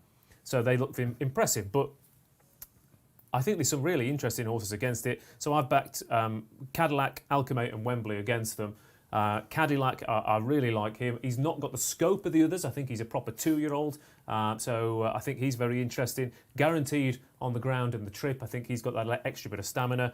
Alchemate, I think, I thought when he won at Newbury, this is a Commonwealth Cup winner. But the fact that they're going for it here, and then the further I looked into his pedigree, the further I thought, actually, 7 furlongs on this ground could actually suit him quite nicely. On his And debut at Newbury, it screamed 7 furlongs, didn't it? So the fact that he's actually won a Mill Reef suggests that this could be his, and the fact that he he's did been it supplemented cosily. as well. He did it Thunder very Moon was cosily. supplemented for the National Stakes. We had Joseph O'Brien yesterday saying he definitely wants top of the ground. Your point that's the about route, yeah. soft ground is interesting because the market leaders, they don't really have that soft ground appeal about them. The one that actually ought to like it on pedigrees, Wootton Bassett's got a 19% strike rate with his progeny. So I guess Chindit potentially. Zoffany used to be called a soft ground sire. It's changed a little bit. It's evened its way out. If you're thinking about pedigrees, there is hope for both of them. Yeah, there is, but it's just price plays, isn't it? I mean, Wembley is... You watch that Thunder Moon race back, the last one off the bridle is Wembley, and he's dead last. And he's had a bad run. Yeah. There were so many hard luck stories in there. Yeah. It was incredible. Well, I Lucky thought- Vega got Yeah. stopped. I Tomas thought the Vasilica. unluckiest one there was Thunder Moon, and the fact that he came out and did it. I don't ever go for anti-post at Guineas winners ever. I have done with him, I have to say. So I'm just keeping the faith in Thunder Moon. Let's go to the social, see what you're saying out there. A few coming flying in. Who've we got? Rock and Roller 80. I thought I said Bo there. Ground against Thunder Moon? Well, hopefully we've answered that question for you. There was talk about pulling him out. I think, look, you just got to let him run, haven't you? I think he's a classy animal. If he's going to be the horse I think he is, I think he'll go on it. Mark Smith says, think Alchemate will stay. Ross Brierley certainly does. I guess Angus Gold, Haldam out to him, and Marcus Scrolling do too. And here we go. This is an interesting one. Thunder Moon. Thunder Moon. Bruce Millington on the ball. Didn't even have his specs on. Down for with that the one. kids. Matthew down with the kids. My Scott. daughter communicates with me exclusively in emojis. Oh, You're God, talking yeah. emojis. We'll get onto that in a minute. 'Cause And when Matthew she does Wilson- that, do you do that? Matthew Wilson has said, I'm going for tactical each way at 50-1. Such a classy horse. Doesn't deserve such a big prize. Bit of a forgotten horse about him. It's funny, isn't it? Because as the 2-year-old season has kind of evolved, you've got horses like that and Master of the Sea who've kind of been, the number one ranked, and then they've become deposed quite quickly. But I think with tactical, there is a bit of form in there on cut, I think. So, Yes, there that's is. interesting. Yeah, it I'm was- talking about form on cut. The one horse that has won when it's been really bottomless, one run, one win, and that's Poetic Flair for Jim Bolger. The Panto villain, as I call him, and that's only 32. That's quite solid in the market, that horse. Well, he won the 2-year-old race before lockdown. It was the one. It was the one, wasn't it? Yeah. At the Curragh, I think. Wasn't it? The Bolger horses, they get beat at 1-3 and win at 25-1. So Dawn if you're going to be approached back in Parish Hall. There was last winners. It's a race that we used to be synonymous with the Bolger Yard. Yeah, that's fascinating. We've not seen him since, but yet he's throwing the arrow in this, isn't it? I want to give a mention to Decisive Edge as well for Brian Meehan, William Buick. He defied Stall One in the previous race on one ruler. Brian Meehan, when we interviewed him recently, he had a glint in his eye about this chap. He's going to need more than a glint in his hell eye. of a 200. horse. But he thinks that this is the horse that will take him, across the globe again. I think he's got the colours 200. in the So if Paul you Redding. back him at 200, I'm you'll be telling going you, across the he globe. had that glint in his eye, and he did. I mean, he's nearly won a Dewhurst, hasn't he? With Fast Company, you'll remember, delegated running it. Well, One and thing- these owners, they like a globetrotter, don't they? So I mean, yeah. And given the pedigree, he should be on a Red Breeders' Rocks, Cup. do you remember him? Yeah. What we done on Crowded House. We went Crowded through them all. House, yeah, of course, If you that's look what I at was Brian thinking, Meehan's CV of horses, starting with Tomba, back in the late 90s, Yeah. it is fascinating reading. And we might as well talk about all of them. Yes. Because you've got Devious Company, He who had is to come next. he's lost his mind, hasn't he? But Fast Company, soft ground sire, absolutely fantastic record on soft ground. Just so, touched off in this race with Brian Meehan. What And his about, best form's good, isn't it, Davis Yeah. Company? yeah. well, he's just that- I It's a think while ago, but it's decent. He's York that horse, blew isn't he, his that's brains, isn't been to every party so far. He's danced all the dances. What about Devil Wilder then, if we're going to mention the rest of them? We've got to go to Brian with, to Bruce with this. The Rafe Beckett King Fan Club. Any Probably one of reference the at all? few Rafe Beckett horses I haven't backed this summer. what's gonna but, happen now. Yeah, I better had, hadn't I? 160. I've got to have £2 on that, because otherwise I'd be absolutely fuming. But Yeah, the pedigree suggests that he might prefer this step up and trip, but well held by Alchemate in the Mill Reef. I think the key there is the switches. I think nearly every horse that's switched from Watson or Bell to Beckett this year has won either first or second time out. So whatever he's doing when he gets them into the yard is working. I'll tell you who's really solid Yeah. is 5,000 to 1, trading at 11. Glad you That's a mentioned him. solid sort, and that needs talking about, because again, that was a really, really good performance, wasn't it? And Just Newcastle, behind it's just- Alchemate, and he's a good horse. He's a galloper, isn't he? I think this chap, rather than so perhaps the ground and 7 furlongs will suit him as well. So how long are we away? What were we? Etonian, we've not mentioned Etonian. Yeah. One ruler form, isn't it? Yeah. Ross Brierley a line on this. Yeah, he beat one ruler and King Vega last time out. We can't quite work out how good he is because he's not done anything on the clock necessarily. The so Scenario far, Stakes winner, such a good race that's been over the years. A lot of isn't it? market moves here, Dave. Darren? The Moon stays is pretty solid at the top, but apart from that, there's been a lot of flux in the market. Shindit's been very weak. It's marked as low as 4.8. He's at 7.2 now, so I'd say our keep bet has been taken up. Cadillac is into 6 from 8. Alchemade is a big drifter. He's currently around the 20.0 or 19.5 mark. 5,000 to 1, as Bruce alluded to there, is 12 from 18. So they obviously fancy him to overturn the form with Alchemade. And I'd be inclined to agree. I think a bigger odds, if you were looking back when he would be the one. Again, his performance in Newcastle very impressive, and I just thought inexperience beat him the last day out. So, yeah, Thank you, Darren. They are off. I'm going to have to interject, Darren. They're off. Bruce Millington called the 220. Dewhurst. Poetic Flair is away well on the near side. Also up there is Devil Wala and indeed Devious Company. So the long shots are to the 4 on the outside. Decisive Edge is going really well. And just on that one's inside is 5,000 to 1. Where are the big guns, Dave? Anything worrying at this stage? Midfield, Thunder Moon, looking for Chindit, just midfield as well towards the rail. I do like this Poetic Flair. He's going quite nicely. Called it Ross Brierley. Alchemate's very, very keen. Cadillac's in a lovely position Yes, in the pocket there. Alchemate, like I said, very keen. Wembley being scrubbed along. They are going a good clip here.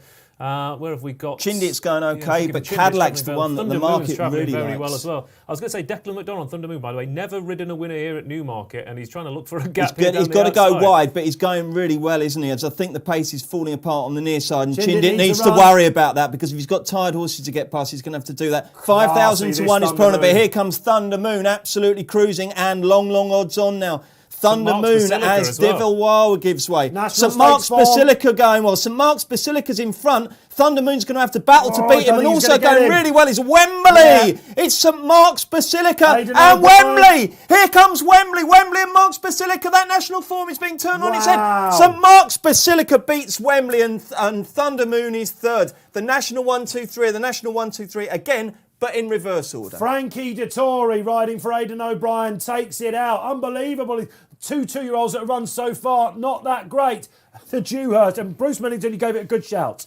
Yeah, Lovely. I mean, they had the soft ground form, they had the hard luck stories from Ireland, but that National Stakes was the run, wasn't it? It was a fascinating race, that really was. Very much so. We were saying in the studio yesterday, if you're watching on Friday, you could potentially come third or fourth in this race and still have a big chance in the Guineas. It is that sort of race. 3 have gone clear. It was the National Stakes. It's an O'Brien party, not in the way we saw it. Let's take some disappointments out of it, potentially, Ross Brierley. Well, I mean, like I said, my thought about Alchemate winning the Commonwealth has been boosted there, as he's definitely a sprinter on that. He was way too keen. Cadillac's got to be disappointing given how well that went through the race, and Chindit as well, never sighted down this near side, but everything came down the middle as well. I mean, earlier on, like you were saying about the ground maybe getting churned up on the rail, but as we spoke about before the race, Bruce, like you said, the eye was drawn to Thunder Moon at the Curragh, but the front two here, St Mark's Basilica and Wembley, had to go around the entire field to come down the centre at the Curragh, and Thunder Moon got the perfect run, whereas today, these two have shown that form and turned it round, and they've also significantly more experience. You've got to be very careful talking about turned it round with O'Brien horses, by the way. We better check that this is yes, the indeed. right Has horse, anyone of seen the course. chip for this? No, but I tell you what, it's been. You touched on it earlier in the show. It's been a miserable time, hasn't it, for Aidan? And here he is bouncing back. You cannot keep this genius down. Now, G-Rod got into a bit of trouble talking about geniuses and trainers.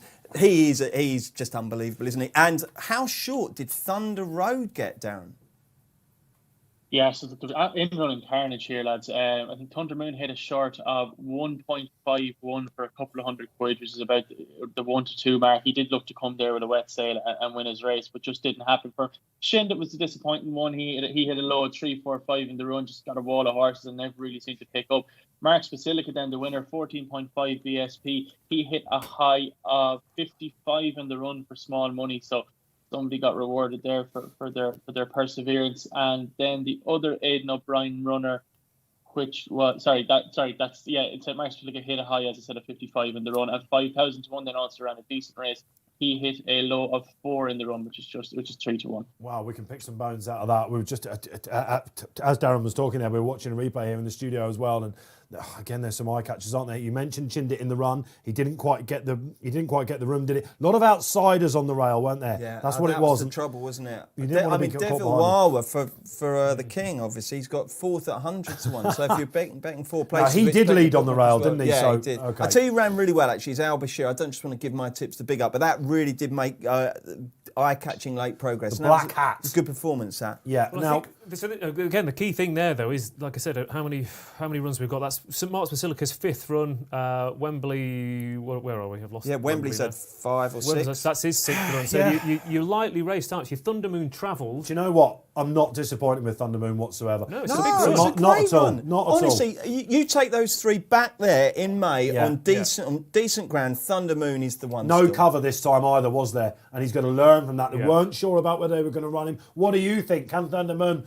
make it 2-1 to him, basically, in the Guineas? I think we're looking at Guineas horses here. Frankie Dettori picking the winner, Ryan Moore, on the second there. Wembley came from miles back, didn't they? Frankie and Aidan, I mean, that's mad in itself, isn't it? There's just so many news angles to this flat season. They're really... Yeah, Wembley, we need to look again because he's absolutely right on the outside. He's had to come from stall 2, hasn't he? Yeah, and he had a bad run last time. This Wembley's a decent horse, you know. He's a really, really good horse. Do you think he might be the stayer in the pack? He's looked at the last It could be a Derby horse, couldn't he? The other thing to say about this is Longchamp's loss is Newmarket's gain. Very We were much, saying that. absolutely, It's the big yeah. story, of course. He wasn't allowed to run, or they withdrew him, I should say, from the Prix Jean-Luc Lagardère. That would have been his Group 1. He's got one here. It's soft ground for him, though, all the way, isn't it? Did you mean to say gain? Well, we went to, good one there with the gain.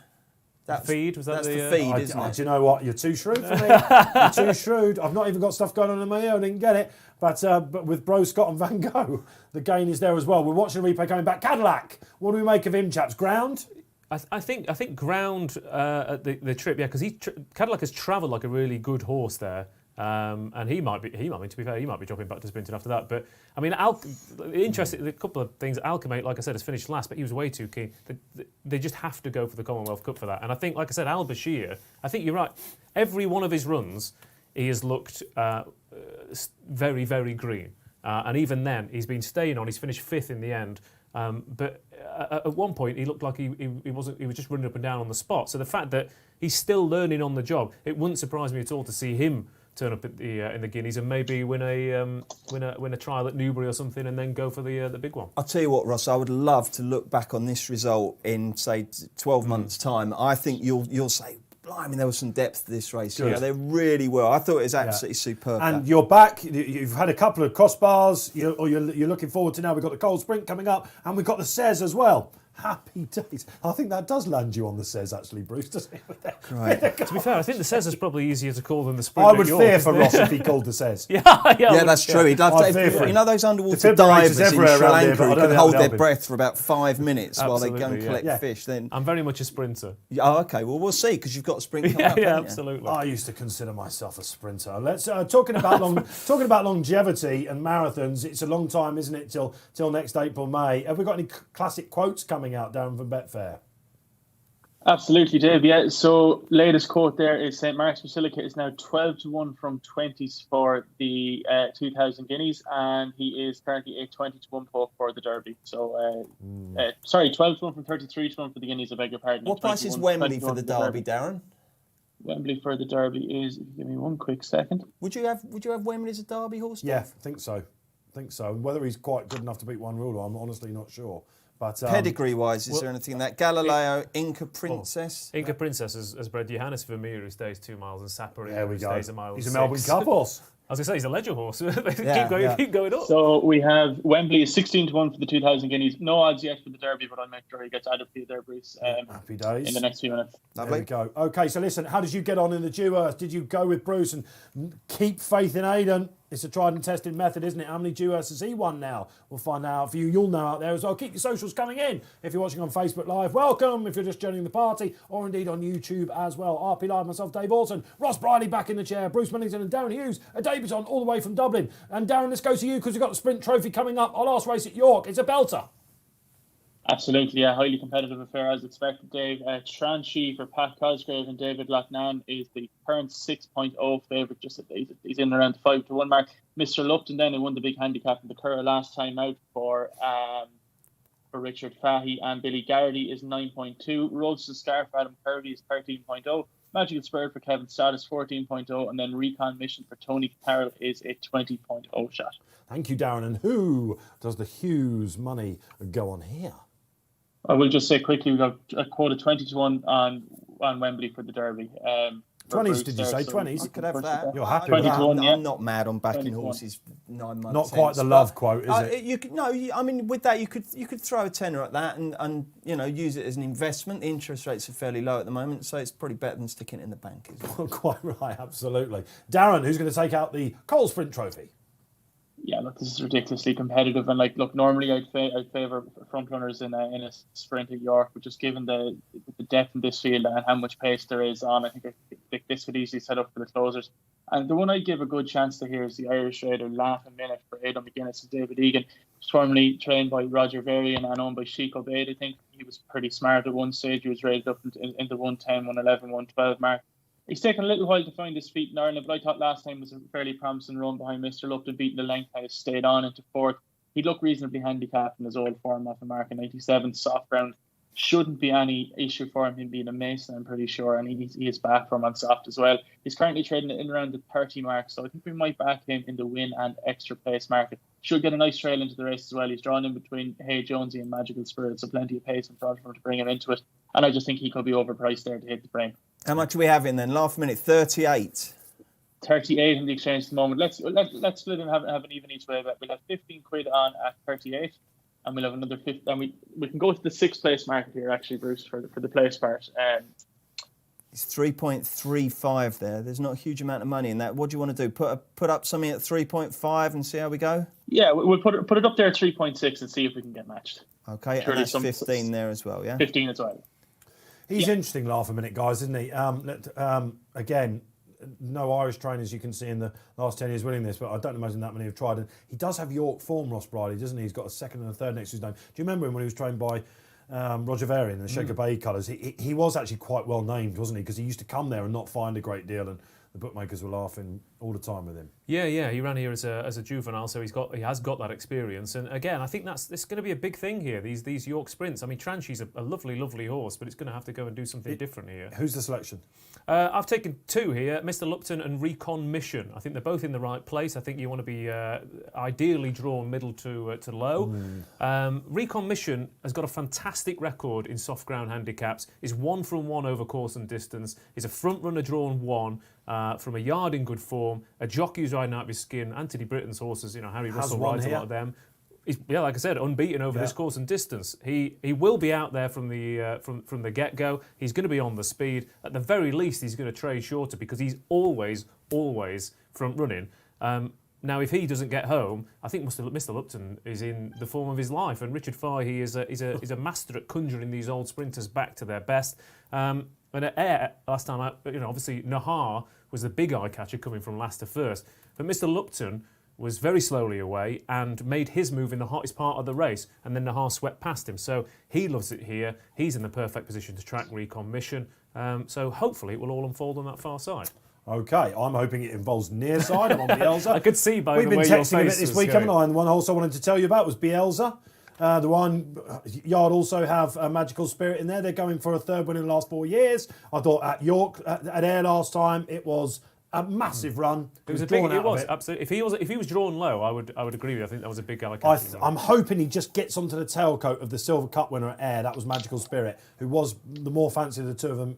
And Kevin Stott takes the ride. Tom Eves on Bielsa. I'm hoping that he can pounce. I'm hoping it's going to be near side. Bruce, who's going to win? I've gone for 2 as well. Mr. Lupton has to be one of them. I know he's top weight, but Billy Garrity's claim means that I think there's 6 others actually carrying more, and he's an uncomplicated ride, so I think that's absolutely fine. I really like Mr. Lupton as far as the far side goes, but I've gone for one slightly near, and that's Wise Counsel, who I think is a decent horse. He's probably better than he's shown the last couple. He didn't get the greatest of runs in the Ayr Gold Cup, and trained by that brilliant trainer, very competent trainer of sprinters. Because He's a genius. Not a genius. He's an absolute genius. Clive Cox. So that'll do for me at around about 20. So I I'm love gonna go, the slop, won't he? He loves a bog, doesn't Exactly, he? An old bog, yeah. And you looking called at it earlier. looking at the pictures now, it is absolutely Ooh, chucking yeah. it down at York. So there's still plenty of races left. So if you are betting at York, do bear that in mind. He's been one of the most unlucky horses this season. Every time Wise Counsel saw him, I thought he's in the wrong place. Yeah. It's not worked out for him. And nobody falls in love with an unlucky horse like me. And once they start off unlucky, they stay unlucky. I want But- to give a word to the guys at My Racing, actually. They just missed out with their treble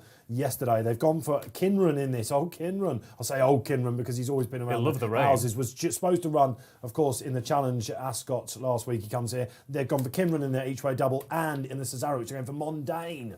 Mark Johnson, I believe, so a big price each way double. The guys at myracing.com. Check that out for expert tips and analysis. Darren, late market moves in the very competitive Coral Trophy.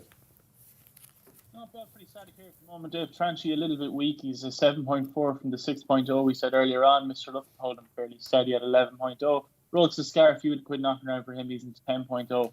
Magic and Spirit 19.5 and Recon Mission a small drift from 20.0 out to 25 as well. But nothing massive here from what I can see in front of me. The market is relatively static. A few quid per lap a minute. 32 from 38, but nothing mental. Does the favourite do it for you? 7.4? Well, I was with him at Donny. Tom Segal has put him up again, I think, hasn't he? He was successfully, Tom put him up at York. He hits a bit of a flat spot, doesn't he, and then comes on again. And He's lovely clearly a horse, very but good horse, yeah. He doesn't do clearly it for me this time, no, is the answer. A couple more to throw. I mean, one is Gulliver, who won this race last year and has come down to a very nice mark. And David O'Mara, again, I mean, he won with Musica yesterday. This horse's form figures look awful, but that's what happens with these sprinters, and he's dropped to a nice mark. So he's got to be of interest. Again, York form, when they come back to York, they rekindle that enthusiasm. Should we give you a chance to inhale? This is going to be fast and furious. Ross Brierley, I know you love his calls out there. Come on, you've still got your chance. We've got the Cesarewitch to come at 3:35. Get your socials in. We will give you a mention out there. Lovely to have you on board. It's a sprint trophy then. Who will it be? We're going to give you an interesting time on the Dewhurst as well. By far the quickest time at Newmarket over the next 2 days that we've had. I think we expect that, but it's a very, very good time in the Dewhurst. We're just watching one or two more. Admiralty's the one who's just gone. He's well backed him. Yes. Spoke to Shane Foley yesterday, as you'll see if you've been watching our feature shows. He really likes Admiralty as well. He also gave a minute to Darren Hughes' pick, Laugh a Minute as well. So Admiralty's he just does struggle to get over the line, doesn't he? Bit of an Oliver Twist. How many seconds do you want? He does run this track very well, though. Again, to be fair, you can say that about half the fields at this point. And Do you know the one that I've not backed here?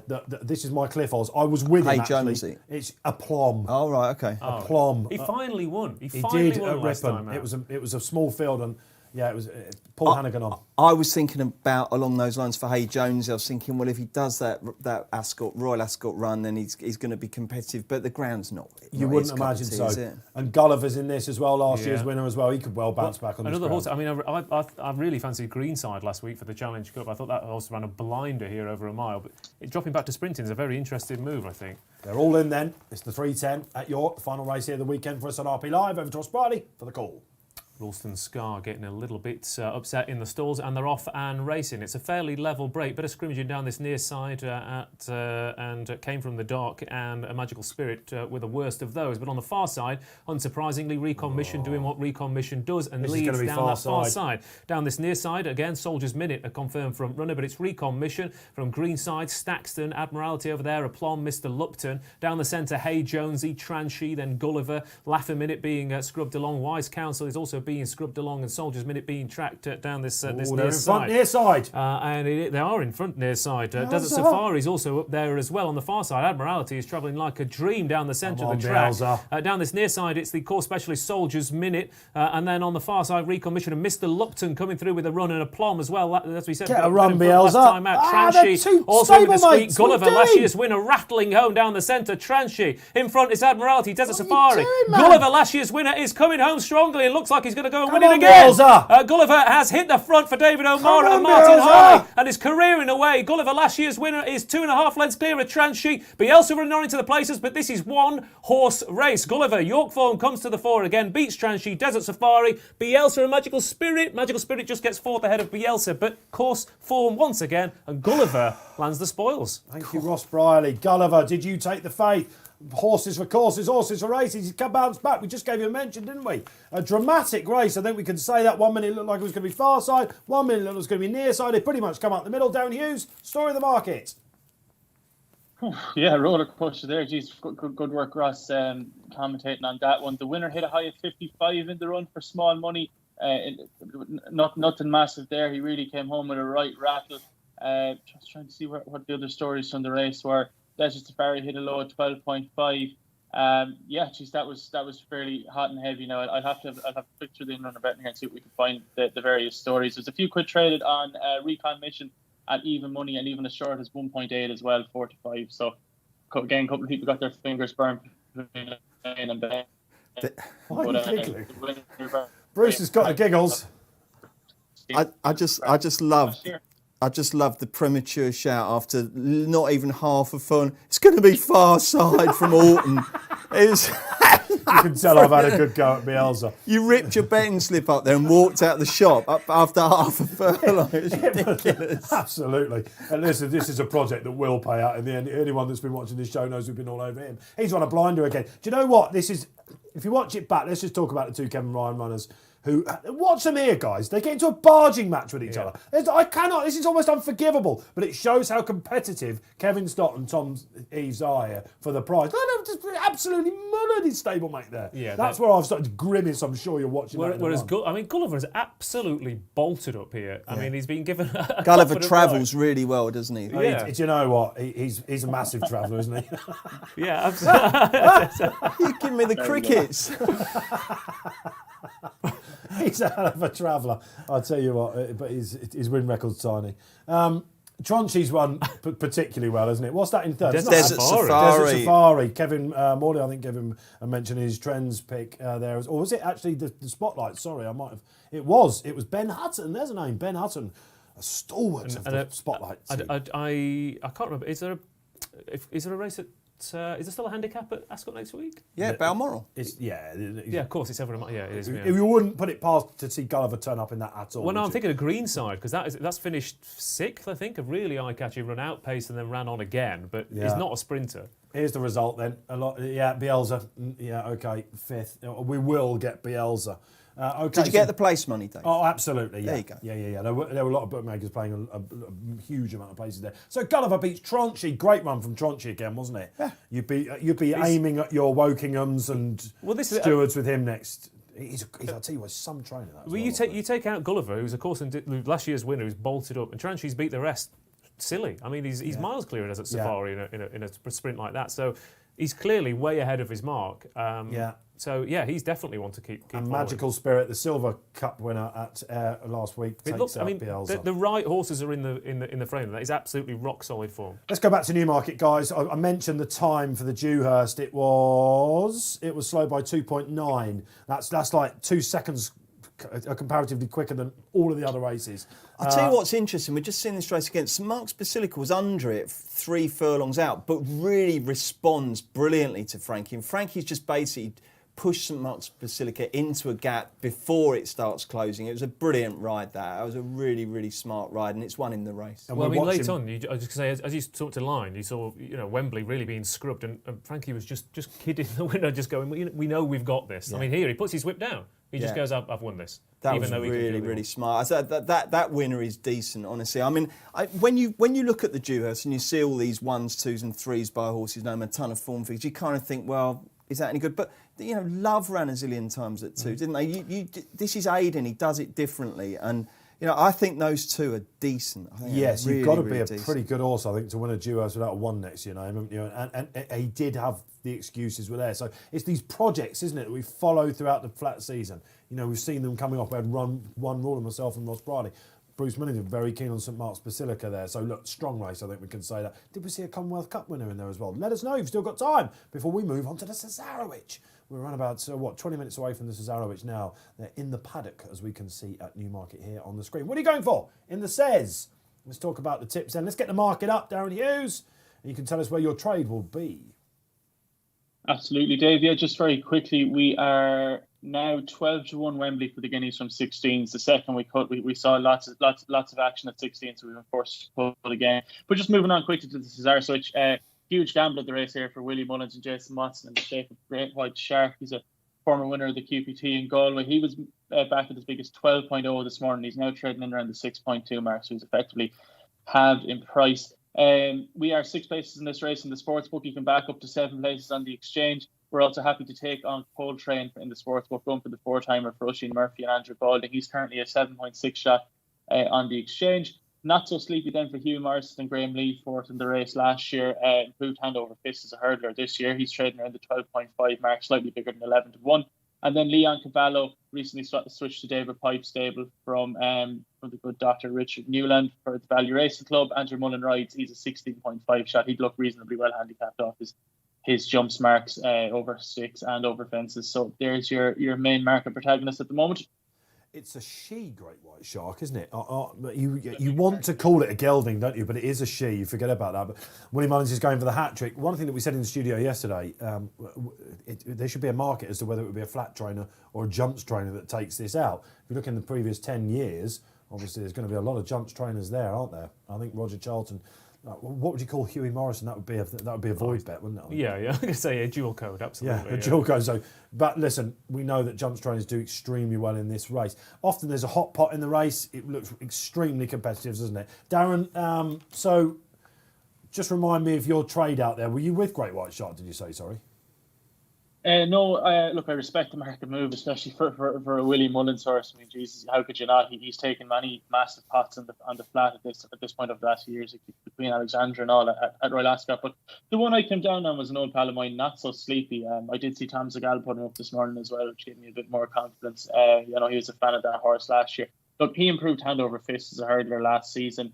And prior to that, he finished a very creditable fourth in this race last year when he probably ran a little bit keen. He was behind Stratham. So he made his return then last time out of Pontefract over 1.5 miles, which is probably sharp enough for him for all the Pontefract. It's obviously very stiff and on soft ground. He was very impressive. The time was very impressive on the clock as well, and we've no stamina doubts here. What really egged me on here was Graham Lee's comments afterwards. He did an interview with Racing TV where he said that he felt that hurdling had put manners on Not So Sleepy. He's much easier to deal with. He's a much easier ride since. And he obviously likes to get on with things. I'd be a fan of a front runner around Newmarket. And for all this is obviously a 2 mile 2 race. And he's the one that I came down on. I think that the 12.5 that's there, we can obviously back him up to the 7 places as well. Be very disappointed if he wasn't there or thereabouts come the end. Not So Sleepy. You think he'll get home a bit better now he's older and he's settling a little bit more? Because he was too keen last year, wasn't he? Absolutely. And look, he still ran a Stormer all the same. He was only beaten 6 lengths into fourth. So he's off a fairly. He's obviously carrying a £4 penalty for his win at Pontefract the other day. But I think, look, if he can run a similar race to what he ran last year, he should be bang there come the end. How much are we having on then? So we'll take advantage of the 7 place market here, Bruce. First of all, we'll go to the win market first. We will have 25 quid in the win market. Okay. And then 7 places. And then 7 places, he's trading at around 228, which is about 5 to 4. We'll have the same bet then in the 7 place market. So we'll have 25 quid effectively, 25 quid win and 25 quid place. Okay, we're unmatched at the moment, but hopefully we'll be fine there. I'll keep an eye on that. Yeah. Great. Okay, the trade is on. All right, so you've got plenty of time to react. We've been following Darren today. Not So Sleepy, the lovable Not So Sleepy. The lovable Paul Keeley. What's he saying about the Cez? I backed 2 in the Cesarewitch. One of them's the favourite, Coltrane, who romped away with a Melrose handicap at York last time. He looks like a cup horse in the making, and if he can settle, he can make light of a draw in stall 34. The other one I'm considering is Whirling Dervish, an Irish hurdler who was very good on the flat a year and a half ago when he actually beat a 110 rated horse called Twilight Payment. He's running off 94 now because he lost his form on the flat, but his hurdles efforts suggest he's got plenty of ability. He can't jump hurdles, he's too slow over them, it loses too much ground, but he finishes strongly and he has untapped potential as a stayer over a marathon trip on the flat. Good luck, Keels. Okay, you'd probably read that in your members section if you've been looking at the website as well. A reminder that Keely's giving it 2. Has anyone just backing one horse in this on the panel here? No. You've got to have a couple of shots, haven't you? Yeah.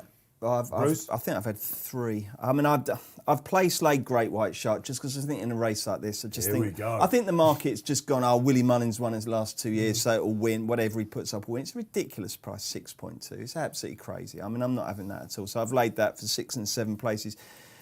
The one I fancy out of the shorter contenders is Coltrane, because I just think he's got good, solid form, decent. But again, at 8, do I really want to be backing him at 7-1 with 34 runners? Not particularly. So I'm going to fish in slightly more exotic waters. My main selection is the bottom one, Mr. Chua, who doesn't really have soft ground form, but that's why he's 80, I think. So I'm going to take a chance there. I just think he's in form. He's got a good top speed rating, which I'm pleased about and drawn to. And I think at 85, again, we're talking small bets here, okay? Small bet on that. I think that Andrew Balding will be enjoying this race. I think his 3 contenders have all got a decent chance. I think Cleonte's a very big price.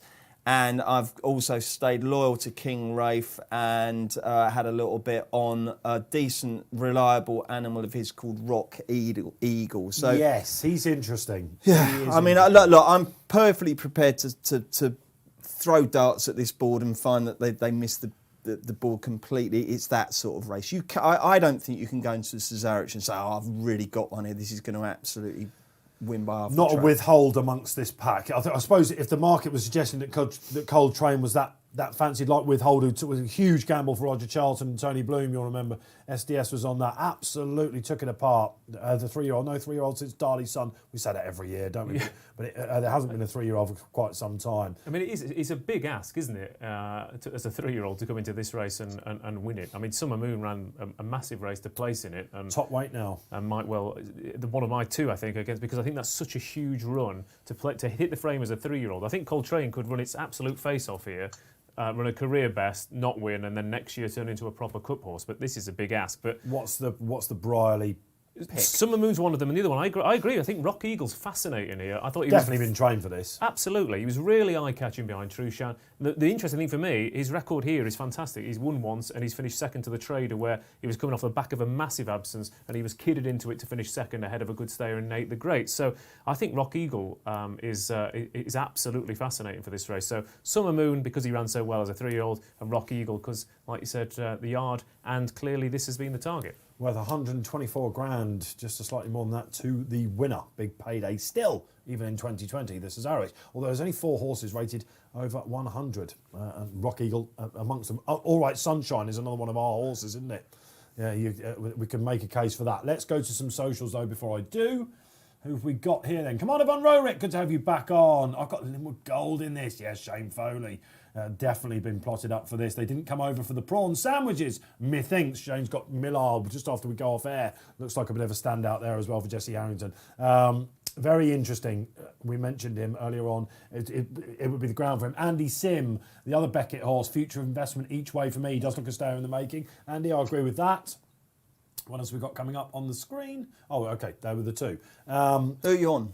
I have backed Diocletian. Is it Diocletian? Diocletian, I think, yeah. That 3rd in the Old Borough Cup worked out rather well, hasn't it? You remember what won the Common and Lodge yesterday? Eucan Glen, albeit Logician completely bombed out. Screamed to me that he wanted a proper marathon trip again. And I like the fact at the time when I was with it, it's one of the rare anti-post says bets I've ever had this. I just saw it and I was hoping for some slightly better ground, but his form on soft ground is fine. I also like Roginski as well. I mentioned this to Keeley yesterday and he just dropped his head because it's one of these cliff horses and it's been a great model this year, hasn't it? Get on whatever cliff horse Paul has jumped off. But he, again, from the Old Borough Cup, got no run there. They held him up a bit.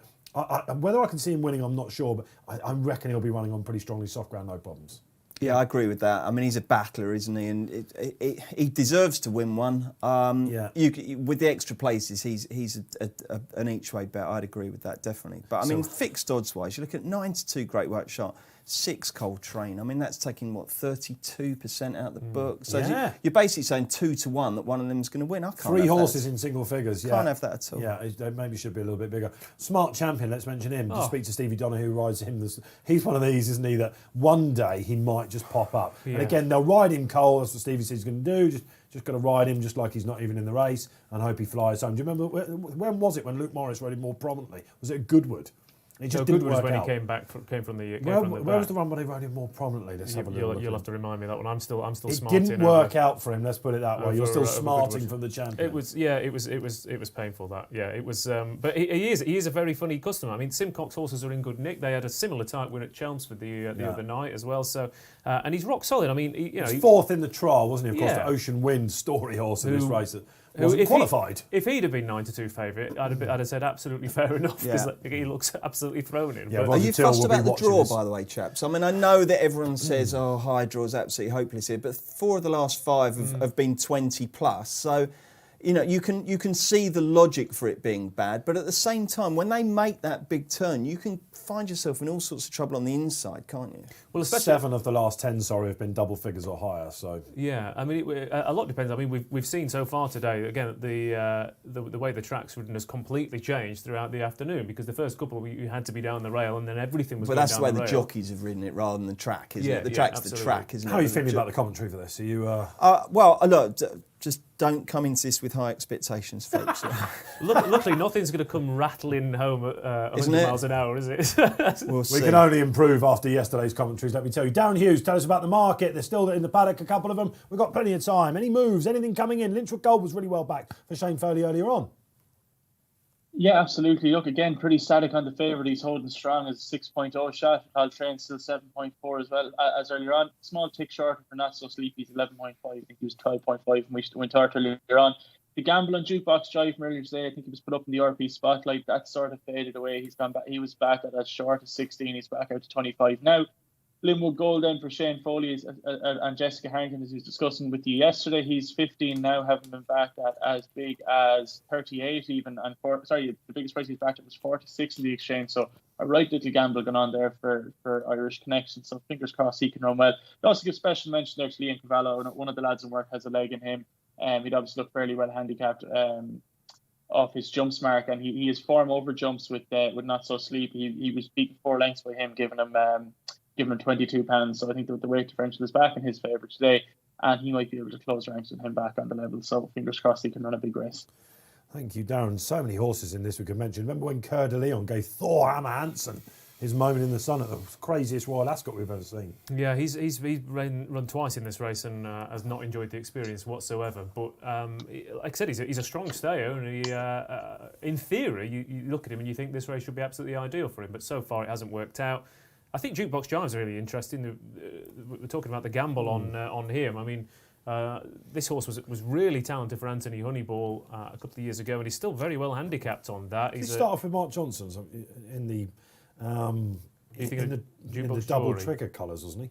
No, that's the other jukebox. Oh, isn't it was Jukebox Spence, Jewellery. wasn't it? Of course, Yeah. Spence colours. No, this was in the green with the red. The Huggins colours, even. Yeah, the Huggins Get colours. it Yeah, right, Dave. absolutely. I'll yeah. give a shout out, by the way, to Richard Austin, the Spotlight writer, who's done this race, and you can see there's absolutely reams and reams of words from him. he's napped him. He's napped Jukebox Jive, and I mean, one of the things that Richard's done there is really, really dig out the details of horses on soft ground. So it makes it so easy. You don't have to go through page and page and page. He's summarised it all absolutely perfectly, and it's interesting that he's gone for Jukebox. He was always going to do this race, wasn't he, Richard Austin? He is the Spotlight Supremo. He runs that team. He loves to nap in the most difficult races. I think you should. I think you so he's gone to absolutely should. knock it out the park. Yeah, that's the name of the game. Has a trainer got any more runners in this than Gav Cromwell? He's got 4. He's doing a hasn't he? Mullins, isn't he? Yeah. And this is what makes you interesting about the Great White Shark, that Woody's only come over with 1. I know travel's very difficult at the moment, etc., etc. But Jason Watson, a huge ride for Jason as well. Well, to be fair, I mean, like you said, that's a good point to make. Travel is difficult now, so if you're going to bother, you might as well not waste the bullet. So with Great White Shark, I mean, she does have a lot in her favour. She's very well handicapped. She's improving. She handles the conditions. She comes from a yard who've started to farm this race, which is a bizarre thing to say when you think of the context of it. But that's what happens at Ascot as well. The jumps trainers look at these races and they think, well, we know we've got stamina to burn with some of these runners, and we know who's going to stay. So what about Leon Cavallo then? Let's give him a mention. Yeah, the guys in the gallery like him, I know that. Yeah, again, he's very, very consistent. Barely puts a foot wrong. Back in the day when he was a youngster. He looked a very promising flat horse, and he's been consistent over hurdles as well for David Pipe. Couldn't have won any easier last time, could he? No, absolutely not. He's got tongue tie and blinkers on. He's consistent but quirky. So whether he's going to battle it out late on against a few of these is another matter. Martin Pipe won it twice in the early 2000s. Can you remember who with? Miss Farah, Ryan Moore. Would he have been claiming then, Ryan Moore? Probably would, wouldn't he? And Heroes Fatal at the turn of the millennium. So long time between drinks, but they know how to get one ready, don't they? I'm not sure. I don't think I was legally allowed to bet. On that note, I'm interested in Dalton Highway for Dermot Weld. He says the horse is well, but hates the draw. He's very, very down on that. And it's funny, isn't it? Because Weld horses often get a little bit. He's in the over-backed trainer category. It's a nice connection, isn't it? So you never know. Well, he was a funny one. I will just say quick. I will just say quickly on Dermot Weld. I mean, like, he did say last weekend that Tarnow might run in the Prix de l'Opera on soft ground. He didn't think the soft ground would suit her. I mean, it was pretty bottomless, and she came to win her race. So I think sometimes with Dermot, he tries to maybe play his own horses down slightly before they run. I wouldn't necessarily look into that as a negative, but fingers crossed that I don't know how it can run well for him. I can't imagine Dermot Weld, being. You get some trainers. I remember interviewing George Margerson once, and every single horse that he mentioned, he was like, "This, I absolutely love this horse." He's the most enthusiastic man. Clive Britton was another one, by the way. Clive Britton only had Derby and Oaks winners in his every single horse. Can we mention Arthurian Fable, talking to trainers? Brian Meehan's had two winners of this, the same horse, the only dual winner in the history of the race. It was Aim to Prosper, of course. He's not had a run-up since. And along comes Arthurian Fable, who's not done a lot wrong. I think he's a fascinating horse. I think he's an absolute thorough stayer. I backed him at Sandown earlier in the year because he was one of those horses where people were crabbing him because he was hitting the frame and maybe not going through with it. But to me, he looked like a horse who just didn't have a change of gear and definitely needs a staying trip. But it's just, him and Coltrane, again, they could finish 5th, 6th, 7th and run career best, improved by £6. And that 3-year-old's inexperience is going to come to the fore. I mean, We've said it with the juveniles today that given the conditions today, that experience is key, and you've got 3-year-olds who've had 3 or 4 or 5 runs this season who are up against horses who've had 20, 25 runs in their career and have been over hurdles. They've been to it could get ugly, couldn't it? Yeah, it could. It really could. Absolutely. I tell you what, Dave, this horse, All Right Sunshiner, you and I have been chirping on about all through the summer on Racing Post Live. He's really well backed, and he's got Jamie Spencer first time. That could be perfect, couldn't it? It could be absolutely perfect. Do you remember in the scenario it was at Newcastle back at in June? Absolutely crazy, but he was given so much to do. He then went to Royal Ascot, knocked all over the place, and I'm not sure what happened after that in his last run. I must admit I didn't see that. So. It's kind of gone. It's kind of gone totally under the radar, that horse. He's wise counsel all over again, isn't he? In the shape of every time you see him run, you think, oh, he's in the wrong position. And was it this time last year where he got on that real run he did, didn't he? Do you remember Danny Tudhope that day? What was it? Was it the Old Borough Cup that they went for? Yeah, I think it was. Yeah, he hung all over the place. A humongous gamble. Then next time he pulled it off. This is a horse that knows how to win, and Keith Dalglish's horses are running okay. What else haven't we mentioned? Raccoon out there for Ian Williams. Ian Williams has got a couple in here, hasn't he? The trainer of stayers took out the Old Rolly Cup yesterday. Yeah, I mean he's always there to be respected, and the Blue Laureate is one of his. That's the other one. I had a little click on Rock Eagle to try and lay it back at half the price, and it's already been matched. So there's money already coming in for that. So that's been well backed. Summer Moon's been well backed as well. So Rock Eagle's halved in price. They are going. Can I just ask very quickly, because they are almost all in. There's a few more to go. Why would you do that? You've got the value. Why would you give some of it back there? Well, I just thought. I think it's overpriced, and the fact is that I think a lot of the time, the biggest mistake punters make is they try and win rather than not lose. I think at the end of the season, if you're looking at the things where you're like, oh, actually, those races of if I just nibbed a bit there, you can swing for the home runs all the time. But sometimes you think, I reckon at the very least I'm going to get my money back there. And in a race like this, it's not my kind of race normally. It's where I'd take a strong opinion. So if I see something that's a bit overpriced, I don't want to expose myself too much, guys. At the Van Gogh. That's what I'm saying. Exactly, absolutely. We've been having fun this afternoon. I know what you mean. If it gets, but if you think something is overpriced, it's why would you lay it back again? But what's happened here? I need some help from Ross because I've suddenly lost the market, and I'm about. Here we go. We're back. Right, they're almost all in. I mean, this has got to be the hardest load of the entire season, hasn't it? Yes, it really does, doesn't it? Yeah. I mean, they've done a great job but yellow flag raised. Good luck, Bruce. That's all Thanks I can say. very much Good indeed. luck. Christ, I better start looking at the colours, hadn't I? Who's wearing what? And Great White Shark is a she. Yes, that's true. I've noted that. So it's 2 miles and 2 furlongs. How long before they make the one turn, as Richard Hoyles always says? They About make a their mile, one isn't it? turn of the race. It's about a mile, isn't it? Luckily, you've not got any multiple silks, as far as I can see. No, Yeah, I go don't Texas think so. Hold'em for I this, think don't they? Smart Champion was the last one away, What a as they're surprise. all congregating over to the near side, all bar 2, and they are. Coltrane. Is that Coltrane Yes, it staying is. wide? Is it? This is what Frankie Dettori did on Never Can Tell when he won for Jamie Osborne. And Coeur de Leon, Thorhammer Hansen, is following him. Yes. So you got 2 staying nice and wide. Although no, they're making their way across now. Okay, so Not So Sleepy and Huey, Not So Sleepy for Huey Morrison, Graham Lee rides. That is cutting out the early running along with it looks like possibly Gold Arch. I think it's is it Mondain? I think it's Mondane's Mondain, there, Leon Cavallo's yeah. there. Summer Moon just in behind. Cheers, lads. There you go. We could do it. Australis is well up. Number 34, Mr. Chewer. Aye, Mr. Chewer. He's in 5th, going well. That's good. I'm pleased to see that. I've got a sort of run for my money. There's only 14 furlongs left to go, but that's all right. Any market moves, Darren? At the moment, Not So Sleepy is trading at about 11.5. Where's the fav, Darren? Where's the Great fav? White Shark is 6.4. He's pretty much maintaining his price. No massive changes. Coltrane as well as 7.6 in the run. Market hasn't really overreacted to anything yet.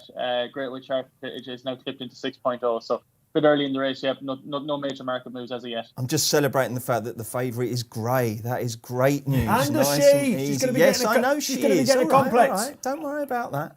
Well, up there in about 8th is Rock Eagle going nicely. So, as they continue to... they're making their one and only turn. Hey. And number 8, Not So Sleepy, is leading the way from Mondain. I wanna And be then on on Rock the near Eagle side, here, Leon Bruce. Carvalho is going very well. The top weight, Summer Moon, is also right up there. Australis is prominent. And then we've got going quite nicely is Rock Eagle. Yes. Who would you, if you're opening a fresh position here, chaps, who would you be on? Ross? Rock Eagle, definitely. 100%. Rajinski's going quite nice as well. A little bit keen early. Yeah, Rock Eagle's in a lovely position. I think Coltrane's managed to get a decent position, to be fair. Given that high draw, he's managed to switch mid-pack and he's not got anything on his outside. Vis-a-vis travelling Yes. well, but has got to have to try and get out of that gap. Cleonte's Spencer's holding double at the moment on All Right Sunshine. Tell you what, I'm getting quite excited about Mr. Chua. He's going well, but Not So Sleepy sets sail for home with 7 furlongs to go and opens up by 2 lengths.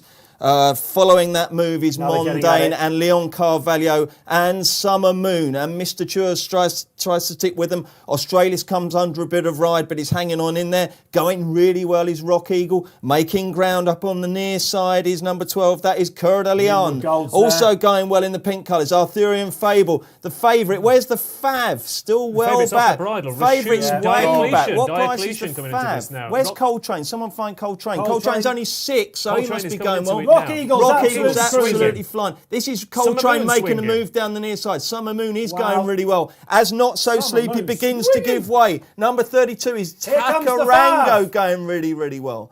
Not So Sleepy, still going well. Rock Eagle. Yeah, here look, comes the Coltrane Great White comes with a run Shark. as well. Got Summer plenty to Moon do can't get a though. run. 3 furlongs to go, and Not So Sleepy is not giving way. But here comes Leon Carvalho, and down the near side is that Great White Shark. Takarango. And the favourite's coming, Great White Here Shark. comes the Coltrane as Fav, well. Great White Shark. Coltrane is coming Gamble into it, so the Responsibly. market leaders are coming there. Here comes the Shark. Here comes Great Will White Summer Moon Shark. outstay She's going to it? gobble them all up. Great White Shark Linwood Gold's hits there the as well, front. is he?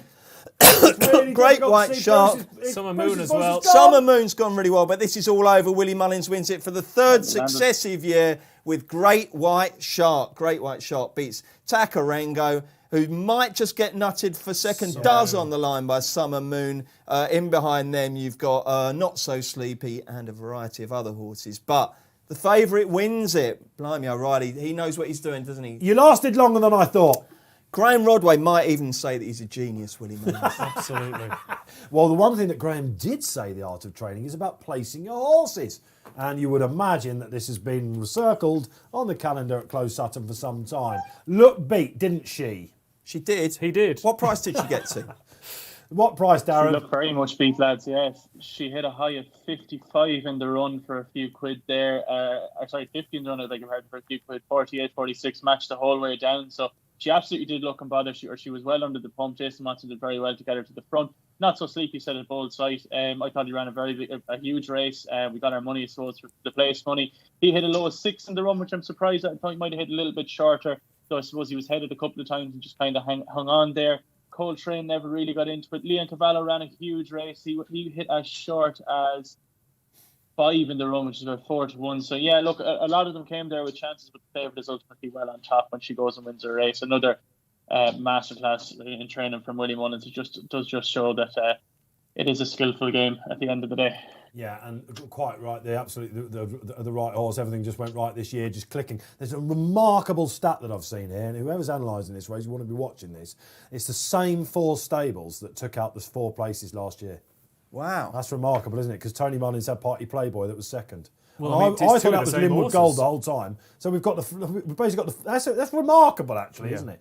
That is Leon Cavallo's run extremely well. Mine were absolutely nowhere. If you're on the Fav, I can imagine bottles are being opened, all sorts of things out there in a minute. You're absolutely just in clover. And Jason Watson, his fist pump there, which I love to see. You know, I love to see the celebrations after the race. It's been a tough year for Jason.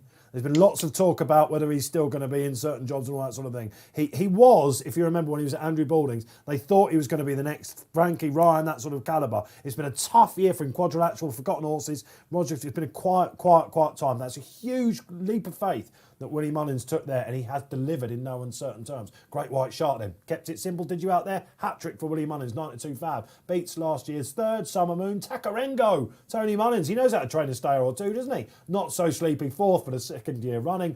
And Rock Eagle didn't quite get home. There's a big staying handicap in him. He's the horse I take out of it. This horse is lightly raced. That's only his 3rd run of the season. A bit of a classy edge. And travelled like the best horse in the race for pretty much 90% of it. But obviously, you know, it is about staying. It's not about travelling in this kind of event. He does like soft ground though, doesn't he? So it's not like if the ground was better or anything. No, like absolutely not. I think it's an absolutely blinding run because not only he's travelled and kept going for 5th, he hasn't faded out of the back. So I think that's a big run. But he's, as you said, he was up against a Mullins horse who'd been backed for the race, and then 2 horses, Summer Moon and Not So Sleepy, who placed in this last year and have basically run exactly the same thing. So he was up against guaranteed stayers, and he's run a big race. I mean, if he comes back next year as a 6-year-old, he might be a little bit wiser. Interesting. You think that they'll go for this race again? Well, I mean, because not something like a Northumberland Plate or something like that. Or... Yeah, I mean, all those races are open to him, but he does love Newmarket. Interesting. Yeah, it did look like he'd been trained for that. Rafe Beckett, not quite the day of last year, but he's gone very, very close indeed. Well, that kind of wraps up the live racing here then. Fantastic to have you out there with us. Darren Hughes, how's your debut been on the show? You'll be back. Absolutely, yeah. I think we're due to be back next week, lads, for Champions Day. So hopefully we'll back a few more winners than we managed this week. But we did get our place money back there and Not So Sleepy. Really enjoyable as always. Yeah, great company makes for an easy show. Cheers, Darren. Tough time to make your debut picking winners, actually, wasn't it? We had the luxury of the Guineas meeting and Royal Ascot and all that sort of stuff. Those 7 races as a group of races were very, very difficult. Yeah. If you've made money out of that, and I think a lot of people will have done, they'll have put their faith in Willie Mullins there. And well done to you. But it was a difficult afternoon. But it lived up to its expectation. I thought the Dewhurst was fantastic. Was that your highlight? Yeah, that was absolutely brilliant. I loved that race. I just thought the racing today was absolutely excellent. And I can't wait for next week, Champions Day. Champions Day, we will be back. Ross Brierley, thanks for coming down again. You're welcome. We'll see you again this month, all about the crescendo of the flat season. And we'll be looking at the jumps. You'll come and join us for some jumps. As you're more of a flat man, aren't you? But I am. Are we doing any all-weather? we'll definitely be doing some more weather. I'll come down 100%. for a Chelmsford, absolutely. Yeah, we're looking forward to some more weather action. We've got a social out there. Let's get the final social of the day. Who's come along? And we've got... Oh, God, here we go. Make a stand. Make a stand, of course it is. Make a stand 5. How many usernames have you used up? Great show. If the lads in the studio were not punting themselves, it wouldn't be the same. Ups and downs of horse racing. It has been an up and down day. It's been an up and down meeting, but we have seen some future champions. That's what it's all about. Cheers then, chaps. We'll see you next week, all right? Okay, good stuff. And myself, Dave Orton. Don't forget to get those feedback in. Facebook Live, YouTube, like the stream. We love you out there. We'll see you next week for Champions Day.